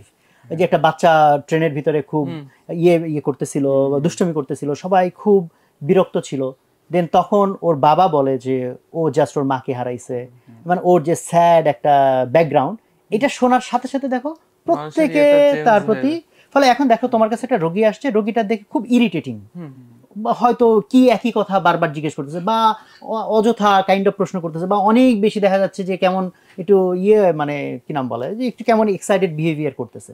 যেটা অ্যানয়েড হওয়ার মতো। বাট জাস্ট তুমি চিন্তা করে দেখো, যদি তার ব্যাকগ্রাউন্ডটা তুমি ডিফারেন্ট হতে চিন্তা করো, যে এই লোকটা মেবি ধরো এমন একটা জায়গা থেকে আসছে যে তার শেষ সম্বলটুকু নিয়ে ডাক্তারের কাছে আসছে, এমন না যে সে 5টা ডাক্তার দেখাইতে পারবে, সে শিওর হইতে চাচ্ছে যে ওষুধটাকে এইভাবে খাবো না ওইভাবে খাবো, তাই না? যেটা খুব তোমার কাছে খুব নর্মাল, আরে এটা কেন বোঝে না, মেয়ে তার পড়ালেখার হয়তো ওই ব্যাকগ্রাউন্ডটা নাই, অথবা অনেক মানুষই আছে একটু বেশি টেনশন করে, তাই না? তুমি দেখো 100 রকম রাস্তা আছে আমি কিভাবে তার ইয়েটা চিন্তা করবো, ব্যাকগ্রাউন্ডটা চিন্তা করবো, so that I feel good about it, বা আমি এটা বিরক্ত না হই, তাই না? আমার কাছে আমি নেগেটিভ বিহেভিয়ার না করি। তো ঠিক আছে, তাসনিমের ক্ষেত্রে আমরা একটা উই গট এ ক্লু যে তাসনিম অলরেডি সেলফ ডেভেলপমেন্টের একটা প্রসেসে আছে, তাই না? সায়েন্স এবং আর্টস, আমরা সায়েন্সে পড়া অনেক মানুষ আর্টস ব্যাপারটাকে কিছুই মনে করি না, হোয়ারএজ সারা দুনিয়া চালায় আর্টসের লোকজন। সমাজ বিজ্ঞান, রাষ্ট্রবিজ্ঞান, অর্থনৈতিক ব্যবস্থা, সোসাইটি, কারা ডিল করে? হু সেট দ্য রুলস? এবং হিউম্যান বিহেভিয়ার, মেশিন কন্ট্রোল করা অনেক ইজি, রাইট ভোল্টেজ, মানে যে মেশিন ঠিকমতো ডিজাইন করা, কারেন্ট ভোল্টেজ ঠিকমতো, তো ফ্যান তো ঘুরবেই। What about people? এতে কোনো ফর্মুলা নাই যে ভাই এটা বলছি আর সবাই হ্যাঁ মোটিভেটেড হয়ে গেছে। একই কথা তো একসময় মোটিভেটেড হয়েছে, আরেক সময় হার্ট হয়েছে, তাই না? ফলে মানুষের যে সায়েন্স, হিউম্যান সাইকোলজির যে সায়েন্স, ইটস ক্রিটিক্যাল জিনিস। সো এটা কি তোমরা অ্যাড্রেস করো কিনা, যে এটা নিয়ে তাহলে তোমাদের এনাফ এফোর্ট, এক্সট্রা এফোর্ট দেওয়া উচিত? হ্যাঁ, এটা অবশ্যই দেওয়া উচিত, কারণ এটা কবে থেকে দিবা? দেখা যাক কবে থেকে দেয়া যায়, Why not from সুযোগ today? আসলে। Why not from today? Yes, অবশ্যই চেষ্টা I'm করব। pushing কারণ রিসেন্টলি আমি একটা ইভেন্ট কোর্সও করলাম, এটাকে এনএলপি বলে, neuro linguistic programming. So just sentence, word কিভাবে মানুষকে ইম্প্যাক্ট ফেলতে পারে, মানে আমারও একটা নতুন নতুন আন্ডারস্ট্যান্ডিং হলো। যেমন দেখো, একটা মানুষকে ধরো তুমি দুটো ইনফরমেশন দিতে চাও, যেটা একটা পজিটিভ একটা নেগেটিভ। ধরো আমি বললাম যে তুমি তো টপ রেজাল্টের মধ্যে নাই, বাট তুমি পাস করছো, এটা বলে কিন্তু ধরো লাস্ট করছি অন্তত একটা পজিটিভ কিছু দিয়ে, হ্যাঁ। তারপর আমি বাট এটা কি বললাম যে তুমি পাস করছো বাট তুমি তো টপের মধ্যে নাই, খেয়াল করে, এটা কিন্তু নেগেটিভ একটা সেন্সের মধ্যে শেষ হচ্ছে। সেন্টেন্স কিন্তু সেম দুইটাই। তো দেখছো যে ধরো আমি সেন্টেন্সটা কেমনে বলতেছি, ওয়ার্ড কিভাবে চুজ করতেছি, মানুষের উপর কত ইম্প্যাক্ট আছে। তাহলে আমি তো বলবো যে তোমাদের জন্য বরং এটা একটা ভালো অপরচুনিটি, যে এই যে এখন কিছু সময় তোমাদের হাতে আছে, তাই না? তাহলে এই সময়টা বরং হিউম্যান সাইকোলজি নিয়ে পড়ো, হিউম্যান কমিউনিকেশন নিয়ে পড়ো, তাই না? মানুষকে কেমনে মোটিভেট করা যায়, ইন্সপায়ার করা যায়। ইভেন লিটারেলি তোমরা ইন্টারভিউ করো, যে যারা যারা দেশের চিকিৎসা নিছে, যারা যারা বিদেশ চিকিৎসা নিছে, তুমি খুঁজলেই পাবা, তোমার চারপাশের মধ্যেই পাবা, আত্মীয়ের মধ্যেই পাবা। তাদেরকে জিজ্ঞেস করো এক্স্যাক্টলি কি কি জিনিস উনি পাইছে যে বাইরে গিয়ে বেটার, যেটা আমাদের বাংলাদেশে উনি ভালো পায় নাই। And you try to understand and you do your study, যে সেটা আমি কিভাবে আন্ডারস্ট্যান্ড করবো, প্রবলেমটাকে আমি কিভাবে সলভ করব, প্রথমত আমার নিজের জন্য, আমি নিজে কিভাবে বেটার ডাক্তার হই, এবং আমি এর পরবর্তীতে এইটা কিভাবে অন্যদের কাছে ট্রান্সফার করতে পারবো। That is we can make a movement. বুঝতে পারছি কিনা? অবশ্যই। তাহলে বলো দেখি সঞ্জিত, তাহলে তোমার কি টার্গেট? এই do you think human behaviour and my interaction important কিনা? শুধু যে বই পড়বো, বই পড়ার না, মাধ্যমে বই নেসেসারি না, মানুষের সাথে ইন্টারঅ্যাকশন অবশ্যই আসা উচিত, মানুষের সাথে ডিল করার মতো একটা। তাহলে আজকের দিনে যে একটা সার্ভে শুরু করে দাও অ্যাটলিস্ট। হ্যাঁ অবশ্যই, ঠিক আছে, আমরা তো আর সপ্তাহে সপ্তাহে লাইভ আনতে পারবো না, বাট যারা এই এই দেখতেছেন আপনারা, তারা এবং এদের পরিচিত যারা, এদেরকে মাঝে মাঝে এটা আপডেট নিয়েন যে ওরা মানুষের সাথে ইন্টারঅ্যাকশনের বিষয়টা লার্ন করার ক্ষেত্রে কি রকম প্রোগ্রেস করলো। So that's one point I wanted to make. So আর আরেকটা আমি যে জিনিসটা জানতে চাই সেটা হলো যে ধরো তোমরা ফার্স্ট সেকেন্ড থার্ড হইলে অ্যান্ড তোমরা ডাক্তার হইলে, you become a wonderful doctor, but what about health system? Health system তো অনেক কিছুর যোগফল। ধরো তুমি একটা ভালো ডাক্তার, বাট তুমি যে হসপিটাল আছে, হসপিটালের ম্যানেজমেন্ট হচ্ছে ভালো না।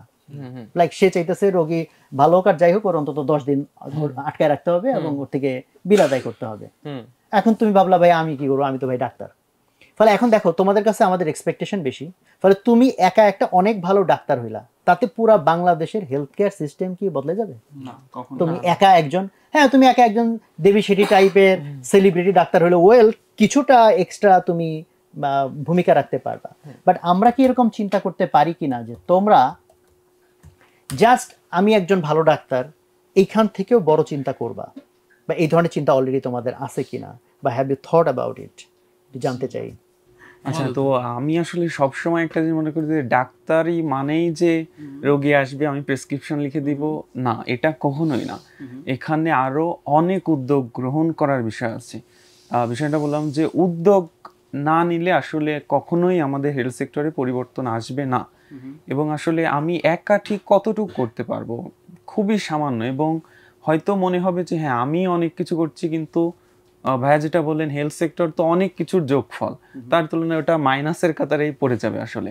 তো আসলে আমি যদি সবাইকে নিয়ে ভাবতে পারি, পুরা হেলথ সেক্টর যতটুকু আরেকজনকে ইনফ্লুয়েন্স যদি আমি করতে পারি, তো আমি হয়তো ওই জায়গায় যেতে পারছি না, কিন্তু সে তো ওই জায়গা থেকে অনেক বড় ভূমিকা রাখতে পারে। অন্যকে ইনফ্লুয়েন্স করা, আমি যাদের সাথে কাজ করব, যাদের সাথে থাকব, যাদের সাথে আমার চলাফেরা হবে, তাদের সেই জায়গাকে যদি আমি ইনফ্লুয়েন্স করতে পারি, কথার মাধ্যমে হোক, কোনো লেখনির মাধ্যমে হোক, যেভাবেই হোক, তাহলে হয়তো একটা সামগ্রিক পরিবর্তন আসবে। স্পেসিফিক কোনো রোল, যেমন ধরো তোমাদেরকে যদি অপশন দেওয়া হয় যে তুমি চাইলে আজকে যে কারো ক্যারেক্টার ইয়ে করতে পারো, নিয়ে নিতে পারো, যে তুমি বললা যে আজকের জন্য আমি এলন মাস্ক হয়ে গেলাম বা হোয়াট এভার। সো তুমি কি কোনো এরকম রোল মডেল দেখতেছো যে হ্যাঁ আমি ওই লোকটার কথা চিন্তা করতেছি? তো তিনজনের জন্য সেম কোশ্চেন। হ্যাঁ, আমার মনে হয় তুমি কি হবা আমার তাহলে? একটু বিল গেটস মানুষটাকে একটু ভালো লাগে। ওকে, তো ডাক্তার আর বিল গেটস কিভাবে আমরা মিলাবো? আমি বলতে চাচ্ছি না যে ডাক্তাররা যা করবে সেটা বিল গেটস সেটা করে কি করে না, তার সাথে আমি বলতে চাচ্ছি তার চারিত্রিক গুণাবলী বা তার মাইন্ডসেটটা। মাইন্ডসেট মিনলি কোন দিকটা? যেমন আমি আমি জানি না, যতদূর আমি দেখছি যে তার একটু মানবতা ব্যাপারটা একটু বেশি আছে। হেলথ নিয়ে রিসেন্টলি সে অনেক কাজ করতেছে, অনেক কাজ ফাউন্ডেশন করছেন তিনি, এবং যতটুকু পারেন তিনি এত বড় লোক, যাই হোক যতটুকু এখনো, যদিও তিনি ফার্স্ট পজিশনে নেই, কিন্তু বই পড়েন একেবারে সাধারণ মানুষের মতো এবং একজন সাধারণ মানুষের মতো জীবন যাপন করেন। আমারও মনে হয় একজন ডাক্তার বলেন বা যত বড় লোক বলেন তাদের এভাবেই জীবন যাপন করা উচিত এবং মানুষের জন্য কিছু করা উচিত। আমার লাইফে খুব অল্প সময় হয়েছে যে ডাক্তারের কাছে অ্যাপয়েন্টমেন্ট নিলে যে টাইমে যাইতে বলে ওই টাইমে আমাকে দেখে দিছে, বা 10-15 মিনিটের মধ্যে দেখে দিছে। মেবি এটা আমার লাইফে 10% টাইম হয়েছে বা 20% হাইয়েস্ট। 80% টাইম আমার এমনও আছে আমি বলতে 6 ঘন্টা ওয়েট করতে হয়েছে প্রায়। তো আমি জানি না তোমাদের কি এক্সপিরিয়েন্স, তো এটা কি খুব ভালো সার্ভিসের ইন্ডিকেটর? এবং আমি একজন ডাক্তার, ইভেন আমাদের তাবলিগওয়ালা এক ডাক্তার, ওনাকে আমি একবার জিজ্ঞেস করছি যে ভাই ডাক্তারি করে তো দোজকে না চলে যাইতে হয় কেন? যে পরিমাণ লোকের হক নষ্ট হয়েছে, কারণ আমার টাইম উনি যেটা কমিট করছেন বা রাফলি আমাকে জানানো হয়েছে আমি সেই টাইমে ডাক্তার দেখাইতে পারি নাই, তাহলে আমার টাইমের হক উনি আদায় করে নাই। এটা কিন্তু আমার হক, আমার বান্দার হক। বান্দার হক ইসলামে অনেক জটিল বিষয়, এটা আল্লাহ মাফ করবে না বান্দা যদি মাফ না করে। এবং উনি তো আমার কাছে মাফ চায় নাই, সরি বলে নাই। আমি বলছি, আমি আমার ওই বড় ভাইকে, তার সাথে যেহেতু খুব ক্লোজ, আমি বলছি ভাই আপনি কি কোনোদিন কাউকে সরি বলছেন কোনো রোগীকে যে সরি আমরা অনেকক্ষণ বসায় রাখছি? হ্যাঁ, তাহলে চিন্তা করো রোগী অভিভূত হয়ে যেত না, ডাক্তার আমার সরি বলছে। উনি শুনে কিন্তু চিন্তায় পড়ে গেছে, হ্যাঁ ভাই এটা তো কোনোদিন ভাবিই নাই যে আমি যে আরেকজনের হক নষ্ট করতেছি। ধরো এইটাই একটা problem. Do you have any idea এই প্রবলেম কেমন সলভ হতে পারে? বাট এটা তো প্র্যাকটিক্যাল, ডাক্তার যে এক্সাক্ট ওই টাইম মেনটেন করতে পারবে না হইতে পারে, তার অনেক সময় অপারেশন ক্রিটিক্যাল হয়ে যায়, হ্যাঁ মানে তার হাতেও অনেক সময় না। তাহলে এইটার সমাধান কি হইতে পারে? তার সহজ প্রবলেম দিলাম। এটা আমার মনে হয় সেই বিহেভিয়ার ব্যাপারটার দিকেই চলে গেল, বিহেভিয়ার ব্যাপারটার দিকে। কারণ এই যে একটা সরি বলা, এটাই কিন্তু রোগীকে। Any other idea? ঢাকায় আছি আমরা, এইটা তো হতে পারে অবশ্যই ডাক্তার একটা জ্যামে আটকে ছিল, তো এই তাহলে প্রবলেমটা আসলো জ্যামের দিকে, গাড়ি ঘোড়া রাস্তাঘাটের দিকে। তাহলে রাস্তার প্রবলেম সলভ করবে কি? সেটা কি ডাক্তার করবে? সেটা তো ডাক্তার করবে না। তাহলে অবশ্যই ও যেটা বললো বিল গেটস, ওর মতো। তুমি একটা জটিল জায়গায় গেছো। দেখো তুমি লোকজনকে নতুন করে কমিউনিকেট করলে হয় না, একটা মেসেজ দিতে এখন কত পয়সা লাগে, তাই না? তুমি তো অলরেডি জেনে যাচ্ছ, ধরো তোমার বেলা 3টা থেকে রোগী দেখার কথা, আর তুমি যখন অলরেডি 3টা 5টায় আসছো, বাট যে রোগীকে সময় দেওয়া আছে রাত 8টায়, ওকে তুমি দেখবা রাত 10টায়, বাট তার তো বহুত আগে তুমি জানো যে অলরেডি আজকে আমাদের 2 ঘন্টা ল্যাগ হয়েছে। তো বাকি রোগীদেরকে সিম্পলি একটা মেসেজ পাঠাবা যে আপনারা এই সময় না এই সময় আসেন। এটা কি কোনো এক্সপেন্সিভ সলিউশন? না, অবশ্যই একটা সহজ সলিউশন। আমি জাস্ট একটা কিছু বললাম। তাহলে দেখো বিং এ ডক্টর, তাহলে কেউ কিন্তু হইতে পারে যে ভাই ডক্টর রিলেটেড রোগীদের সাথে যে মিসকমিউনিকেশন হয় এইটারই আমি একটা সলিউশন ডিজাইন করি। বিং এ ডক্টর আমি এটার অনেক ইনসাইট জানি, ফলে if I think in innovative way এবং ক্রস ফাংশনাল লোকের সাথে যদি ম্যাচ থাকে, ধরো তুমি ডাক্তার হইছো মানে ধরো ইঞ্জিনিয়ারদের সাথে আর কথা বলবা না, it's not the right idea.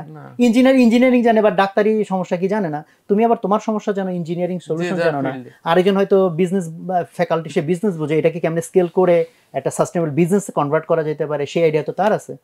So at least আমি এই কথা বলার মাধ্যমে তোমাদের কাছে এক্সপেকটেশনটা পেশ করতেছি যে তোমাদের জাস্ট ডাক্তার ভালো একজন হইলাম এই থিঙ্কিং এরও বাইরে গিয়ে how you can solve bigger problems, সেই অ্যাটিটিউড মাইন্ডসেটের দিকে চিন্তা করা উচিত, তাই না? কারণ এক একটা রোগী দেখো, ডাক্তার দেখো ইন জেনারেল 20-30টা রোগী দেখে, তাই না, এক বেলাতে 30টা মেসেজ দিতে জাস্ট কয়েক টাকার বিষয়, ইভেন তুমি একজনকে ফোন করলে এটা ওর দি, বিকজ যে ওই যে তার অ্যাটেন্ডেন্ট থাকে তারাতে কিন্তু ওই টাইম আছে, তাই না? তাই না? ডাক্তার ইভেন সরি না বলো, অ্যাটেন্ডেন্ট সরি বলতে পারো যে সরি আমরা দেরি করে ফেলছি, তাই না?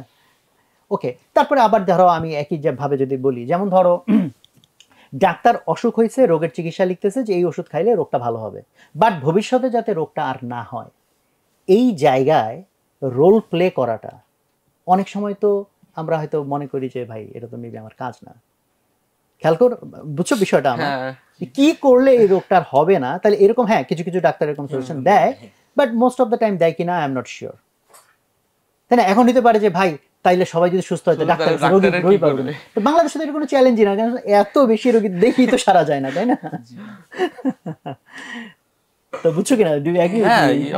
ওকে, তাহলে আমরা কিন্তু তোমাদের উপর প্রত্যাশা চাপাই দিলাম যে আমরা জাস্ট সিম্পল তোমাদেরকে ডক্টর হিসেবে দেখতে চাই না, উই ওয়ান্ট সামথিং মোর। তো তুমি বিল গেটস এর কথা বলছো, তাই না? তোমার কাছে কার সিনারিও মাথায় আসছে যদি একদিনের জন্য তুমি একদিন বা যে এটা তোমাকে, আমি ভাইয়া কোনো নির্দিষ্ট মানুষের কথা বলতে চাই না, আমি চাই যার হাতে অ্যাকচুয়াল পাওয়ারটা আছে, যে অ্যাকচুয়াল পাওয়ার তো অর্জন করতে হয়, পাওয়ার তো থাকে না, সেটাই অ্যাকচুয়াল পাওয়ারটা সে তার কাছে আছে মানে সে অর্জন করছে। ওরকম একজন মানুষের নাম বলো, একজন সে এই লোকটা এরকম পাওয়ার অর্জন আমাদের দেশের সাপেক্ষে, হ্যাঁ, বা গ্লোবাল যেভাবে বলতে চাও। গ্লোবালি বললে তো যেমন অবশ্যই তখন উদ্যোক্তাদের নামটা তো অবশ্যই আসবে, কারণ বিল গেটস বলি, ইলন মাস্ক বলি, জাকারবার্গ বলি, এনারা তো একজন এন্টারপ্রেনার। আমাদের সোহাগ ভাইয়া বলি, কিন্তু আমাদের বাংলাদেশের প্রেক্ষিতে তো অবশ্যই স্বাস্থ্যমন্ত্রীও বলতে পারো, সে একজন পলিটিক্যাল উদ্যোক্তা, উনি উদ্যোগ নিয়ে মন্ত্রী হয়েছে। তো আর উদ্যোক্তা যে শুধু বেসরকারি ক্ষেত্রে তাও তো রাষ্ট্রীয় ভাবে, ধরো স্বাস্থ্য সচিব তো অনেক বড় লিডারশিপ রোলে আছে, অ্যাডমিনিস্ট্রেশনের ক্ষেত্রে প্রশাসন, হেলথের ডিজি, তো সেই ক্ষেত্রে আসলে ওই জায়গাটাই, হসপিটালের ম্যানেজমেন্ট, বড় হসপিটালে, সরকারি হসপিটালে ওষুধ যাচ্ছে বাট ওষুধ চুরি হয়ে ব্ল্যাক মার্কেটে বিক্রি হয়ে যাচ্ছে, সো সেখানে আমি যদি প্রপার ম্যানেজমেন্ট রাখি, কত রোগী বেনিফিট পাইতে পারে, কত গরিব রোগী বেনিফিট পাইতে পারে যদি জাস্ট ওষুধগুলা চুরি না হয়। অথবা হসপিটাল যারা ভর্তি আছে তাদের জন্য যে বাজেট দেওয়া হয়, যে খাবার দেওয়ার, ধরো সেখানে যদি বাজেটটা প্রপারলি ইউজ হয়, তাহলে দেখো কত রকম লেয়ারে আমাদের সার্ভিস ক্রিয়েট করার জায়গা আছে। বাট তোমরা যদি সেই অ্যান্টেনাটা একটু ওপেন রাখো, because you are brilliant people, তাই না? তোমাদের মাথায় ব্রিলিয়ান্ট সব আইডিয়া আসাটা স্বাভাবিক নাকি? সঞ্জিত, কার কথা মাথায় আসতেছে? আমার ক্ষেত্রে ডক্টর হয়ে যে মানে আমি এফেক্ট রাখতে পারবো না, মানে মানুষের প্রতি ইম্প্যাক্ট থাকবে না এমন না, কিন্তু যদি একদম অনেক বেশি বড়ভাবে চিন্তা করি তাহলে হেলথ সেক্টরের এমন একজন মানে ব্যক্তি হওয়া উচিত যিনি ভালো একটা প্রভাব রাখতে পারে। কিন্তু এখন এমন না যে আমাদের দেশের ক্ষেত্রে যদি চিন্তা করি, উনি যে সব কিছু জাস্ট বললো, উনি যেমন একটা মন্ত্রণালয়ের একটা সচিব এই প্রকল্পটা দিল, কিন্তু রিসেন্টলি শুনতেছি এরকম মন্ত্রণালয়ের মানে প্রকল্প দিছে কিন্তু উপদেষ্টারা জানে না যে ওনার ওখান থেকে সচিবরা এই প্রকল্পটা দিছে। তো আমি যদি অনেক এফেক্ট রাখতে পারি, তারপরেও আমার ফেলো যারা থাকবে, মানে যারা এই সব কিছুর দেখাশোনা করবে, ওনাদের উপর অনেক কিছু ডিপেন্ড করতেছে। জাস্ট আমি তো একদম সরেজমিনে গিয়ে সব কাজ তো এই সবগুলো একদম ভালোভাবে একদম সরাসরি আমার ইম্প্যাক্ট থাকবে এমন না। তো এই ক্ষেত্রে মানে নিজেরা সচেতন হওয়া উচিত, আর মানুষের সাথেও নিজে যে সেক্টরে থাকবো, অন্যান্য ডিফারেন্ট সেক্টর নিজে যেভাবে চিন্তা করি, নিজের পার্সপেক্টিভ এরকম অন্য সেক্টরের মানুষের পুরা মানে পয়েন্ট অফ ভিউটা অনেক অন্যরকম হবে, এটা স্বাভাবিক। তো অনেক ডিফারেন্ট সেক্টরের মানুষের সাথে যখন মিশবো, প্লাস আমিও যখন এরকম একটা মানে এফেক্ট থাকার মতো একটা পজিশনে থাকবো, তো এই দুটো জিনিসের ইন্টারাকশন করে একটা কম্বিনেশনের মাধ্যমে হয়তো একটা ভালো, দেখো বিগার যে কোনো কিছু করারই কমন একটা জিনিস হচ্ছে ইনফ্লুয়েন্স। যেমন দেখো তুমি জাস্ট ডাক্তারের চেয়ে বেশি কিছু না, জাস্ট মানে একদম হার্ডকোর ডাক্তার। সো তুমি যে হসপিটালে কথা সার্ভিস দাও বা যে ক্লিনিকে বা হোয়াট এভার যে সার্ভিস দাও, খেয়াল করো জাস্ট তুমি যদি অন্য ডাক্তারদেরকে তোমার ব্যবহার হোক, কথা হোক অথবা অ্যাটিটিউড দিয়ে তুমি যদি ইনফ্লুয়েন্স করতে পারো, আসলে প্রভাবনটা তাই না, খুবই যে ভাই তাহলে গুরুত্বপূর্ণ। চলেন ভাই আমরা সবাই মিলে এই কাজটা করি, হয়তো সবাই শুনবে না, বা ট্রাই করলে তো কাউকে না কাউকে তুমি ইনফ্লুয়েন্স করতেই পারবা। অ্যাটলিস্ট তুমি সাথের জনকে না পারো, জুনিয়রদের হয়তো বেটার ইনফ্লুয়েন্স রাখতেই পারো। যেমন ধরো হয়তো তোমরা মেডিকেলে অনেকেই কোচিং এ ক্লাস নিবা, নিলে তোমাদের অন্তত 3-4 বছর যদি ক্লাস নাও, তাহলে তোমাদের 3-4 ব্যাচের কিন্তু ডাক্তাররা তোমার ছাত্র, তাই না, যাদের উপর তোমার ইনফ্লুয়েন্স রাখাটা সহজ। খেয়াল করো, অ্যাকচুয়ালি তুমি যদি ওইভাবে চিন্তা করো, হাজারটা জায়গা আছে কিন্তু ইনফ্লুয়েন্স ক্রিয়েট করার। মানে Bill Gates might not be the right idea, because তখন মেজরিটি ভাববে ভাই আমি তো বিল গেটস হইতে পারবো না, সো আমার তো আর কিছু করার নেই, না তাই না। তুমি জাস্ট চিন্তা করো যে না, নিজের মতো। আমি নিজের- এইটুক করলে তো অন্তত আমি 3টা মানুষকে চেঞ্জ করতে পারলাম, 2টা মানুষকে, 5টা মানুষকে, এটা তো ডুয়েবল, তাই না, সেটা তো হইতেই পারে। হ্যাঁ। তো that was my point. Okay, so আমরা আলহামদুলিল্লাহ অনেক লম্বা সময় নিয়ে কথা বলছি, আরো অনেক প্রশ্ন আমি মোটামুটি টুকায় রাখছিলাম, বাট আমি এখন একটা র্যাপিড ফায়ার করতে চাই। র্যাপিড ফায়ার মানে গুলি করে ফালাই দিবে এরকম না, কুইক কোয়েশ্চেন্স করব, সবাইকে সেম কোয়েশ্চেন করব না, ডিফারেন্ট করব। তো এক একজনের জন্য হয়তো এক এক রকম প্রশ্ন হইতে পারে। কার আগে দিয়ে শুরু করবো? সুশোভনটা দিয়ে শুরু করি না? হ্যাঁ, তোমার মেডিকেলের পুরা অ্যাডমিশনের যে জার্নি, এটাকে এক ওয়ার্ডে বললে ওয়ার্ডটা কি হবে? থ্রিলার। ওকে, ইয়ে করে আসি না, একজনকে টানা বলবো নাকি, না একটু গ্যাপ না, দিই না, না? না, Okay, তাহলে ওই পাশ থেকে তোমারটা তো এখন হয়ে গেছে, তাহলে 1 2 3 1 2 3 করে করে যাবো। 1 হয়ে গেছে, 2। সো সঞ্জিতের ক্ষেত্রে তোমার যদি কোনো সুপার পাওয়ার থাকতো, কোন সুপার পাওয়ারটা চাইতা, মানে দেওয়ার যদি সুযোগ থাকতো? Time travel. টাইম ট্রাভেল, অতীতে না ভবিষ্যতে যাইতা? বোথ। বোথ। ওকে, যদি একটা জাস্ট অপশন দেওয়া হতো, ফিউচার। ফিউচার গিয়ে কি দেখতে চাও? অনেক র্যাপিড হয়ে গেল। Can't answer right now. Okay, ঠিক আছে। তাসনিমের ক্ষেত্রে তোমার ধরো হচ্ছে যে পড়ালেখা করার অপশন বন্ধ করে দেওয়া হলো এবং নেক্সট 72 ঘন্টা সময় দেওয়া হলো, কি করবা? সর্বোচ্চ চেষ্টা করব যে ডিসিশন মেকিং যেন আমি যত ফাস্ট করতে পারি। 72 ঘন্টা ধরে শুধু ডিসিশন মেক করবে, ভাবতে থাকবা? কিভাবে আমি ডিসিশন, ওই প্রিপারেশনটা আমি নিব 72 ঘন্টায়।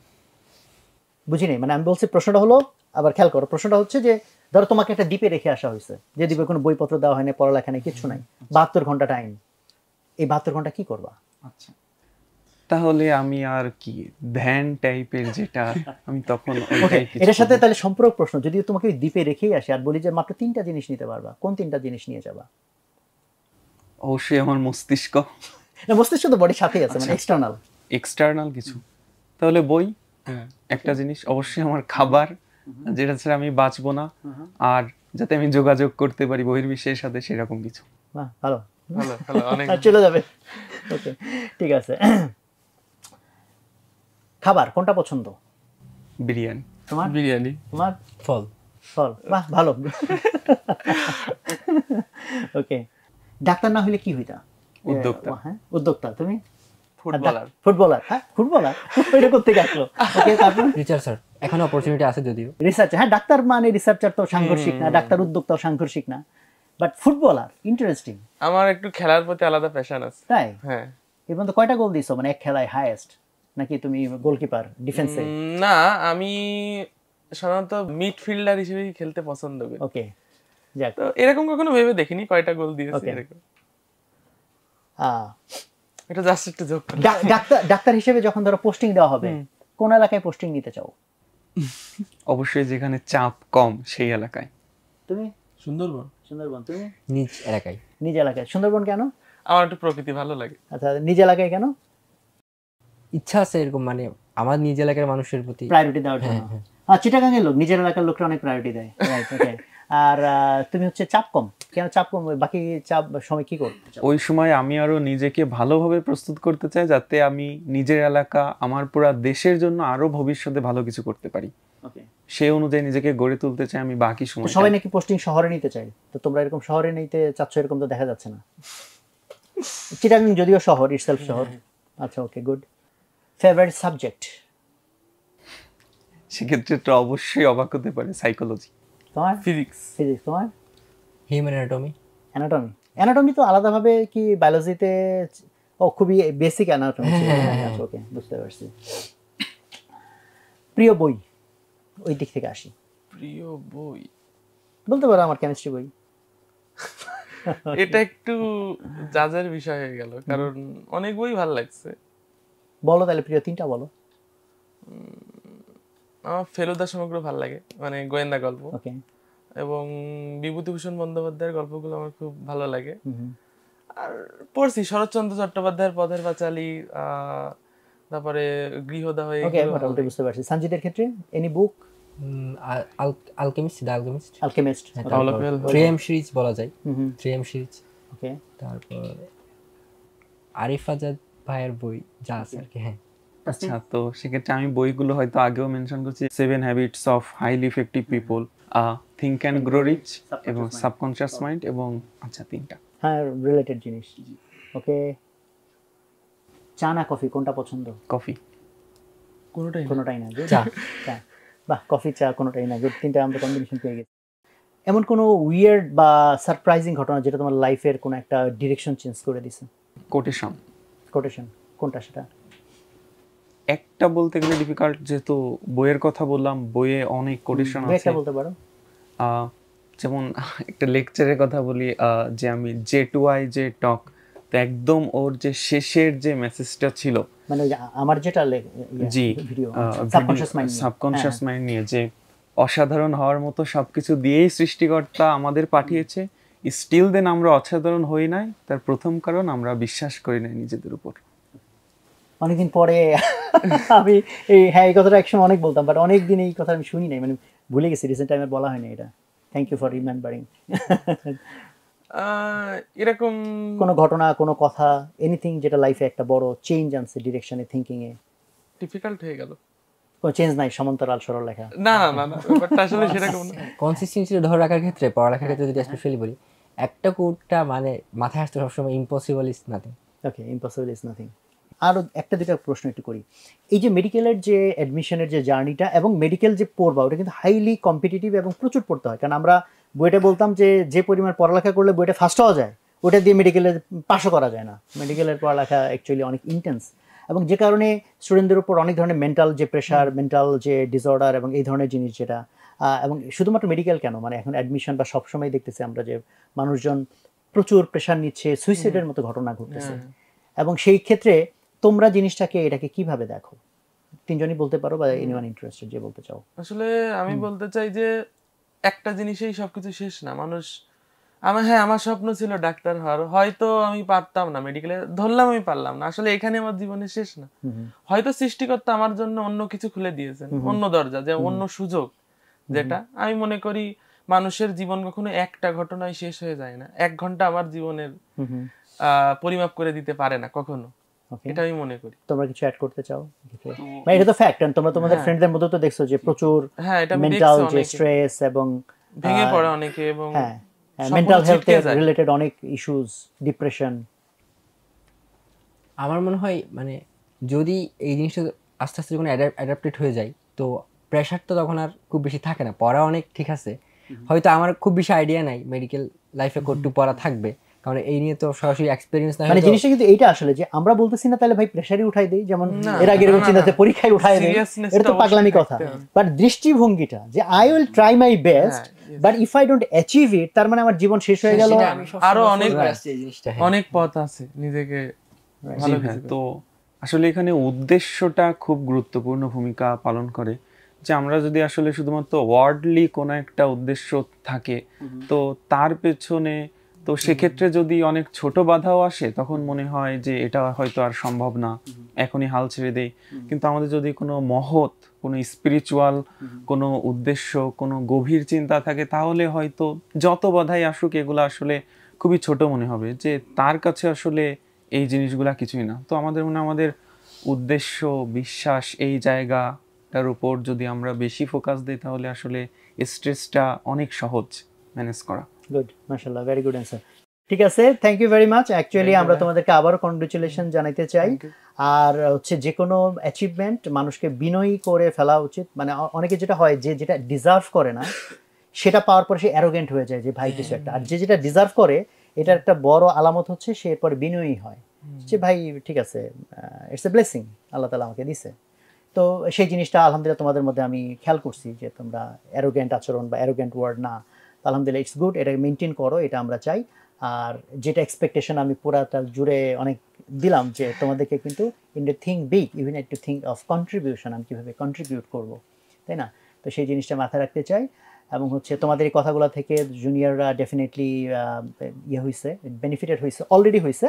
বাট আমার দিক থেকে আমি লাস্ট কোয়েশ্চেন হিসেবে যে কোয়েশ্চেনটা তোমাদের জন্য ছেড়ে দিতে চাই সেটা হচ্ছে যে জুনিয়রদেরকে তোমাদেরকে শুনতেছে, অথবা ধরো তুমি চিন্তা করো তোমারই একটা আর্লিয়ার ভার্সন, মেবি 2 বছর 3 বছর বা 5 বছর 7 বছর আগে, তাকে যদি তোমার সামনে আনা হয় যে ওকে কিছু একটা উপদেশ দেওয়ার জন্য, যেটা তুমি লাইফ থেকে লার্ন করছো, তুমি চাও যে ও এটা শিখুক, জানুক, what that advice could be? কে বলবা? এক নম্বর থেকে যাই। হ্যাঁ, আমি বলতে চাই যে ভবিষ্যৎ নিয়ে বা ফল নিয়ে চিন্তা করার কোনো কারণ নেই, পরিশ্রমটা মূল, পরিশ্রমটা করে যাওয়া হোক, ফোকাস অন দ্য কিছুই হতে এফোর্ট। পারে। ওকে, আমি জানতাম না যে আমি হয়তো এই পজিশনে আসবো, আমি কখনো চিন্তা করিনি, কিন্তু যাই হোক সৃষ্টিকর্তা এখানে আমাকে এনে দিয়েছে। তো পরিশ্রমটাই মূল, বিশ্বাসটাই মূল নিজের প্রতি। ওকে, হ্যাঁ, এফোর্ট সর্বোচ্চ দেওয়া উচিত, কিন্তু এক্সপেকটেশনে মানে একদম নিজেকে একদম নিচে রাখা তুমি উচিত। তো এটাই বলছো, তুমি এটাই বললা। আমি এটা সব কারণে এটাই বলছি, কারণ আমি সবসময় এটা ফলো করে আসছি এর জন্য। Thank you. তাসনিম? তো আমি বলবো আসলে নিজের প্রতি অবশ্যই বিশ্বাস, সৃষ্টিকর্তার উপর পূর্ণ বিশ্বাস রেখে আমাদেরকে কাজ করতে হবে, সব কিছুই করতে হবে, যাতে আমরা আসলে হতাশার দিকে যাতে আমরা কখনোই না যাই। চ্যালেঞ্জকে আগ্রহের সাথে গ্রহণ করতে হবে, চ্যালেঞ্জকে মজা হিসেবে নিতে হবে, তাহলে আসলে আমরা সবখানে অবশ্যই ভালো করার একটা স্কোপ আমাদের থাকবে। Okay, thank you very much. It was wonderful session. তোমাদের জন্য অনেক দোয়া থাকলো, সারা দেশবাসী তোমাদের জন্য দোয়া করতেছে, এবং আমরা আশা করি, স্বপ্ন দেখি তোমরা জাতির জন্য, মানুষের জন্য অনেক ভালো কিছু করবা। Thank you everyone. আসসালামু আলাইকুম প্রিয় দর্শক। আমাদের এই আলোচনা থেকে ডেফিনেটলি আপনাদের হয়তো অনেক ফুড ফর থট আছে। তো আমরা সবাই মিলে বাংলাদেশকে সুন্দর বানাতে চাই, অন্যরকম বানাতে চাই। সেই জার্নিতে ওরা যেমন কন্ট্রিবিউট করবে, বাট আমরা এটা চিন্তা করবো না ওরা ফার্স্ট সেকেন্ড থার্ড সব দায়িত্ব ওদের হাতে, তা না। প্রত্যেকটা মানুষ যদি দায়িত্ব নেয়, একটু হলেও পজিটিভ চেঞ্জ মেক করার চেষ্টা করে, তাহলে আমাদের সবারই কালেকটিভ এফোর্টে ইনশাল্লাহ বাংলাদেশ অনেক সুন্দর হবে। সবাই ভালো থাকবেন। আসসালামু আলাইকুম।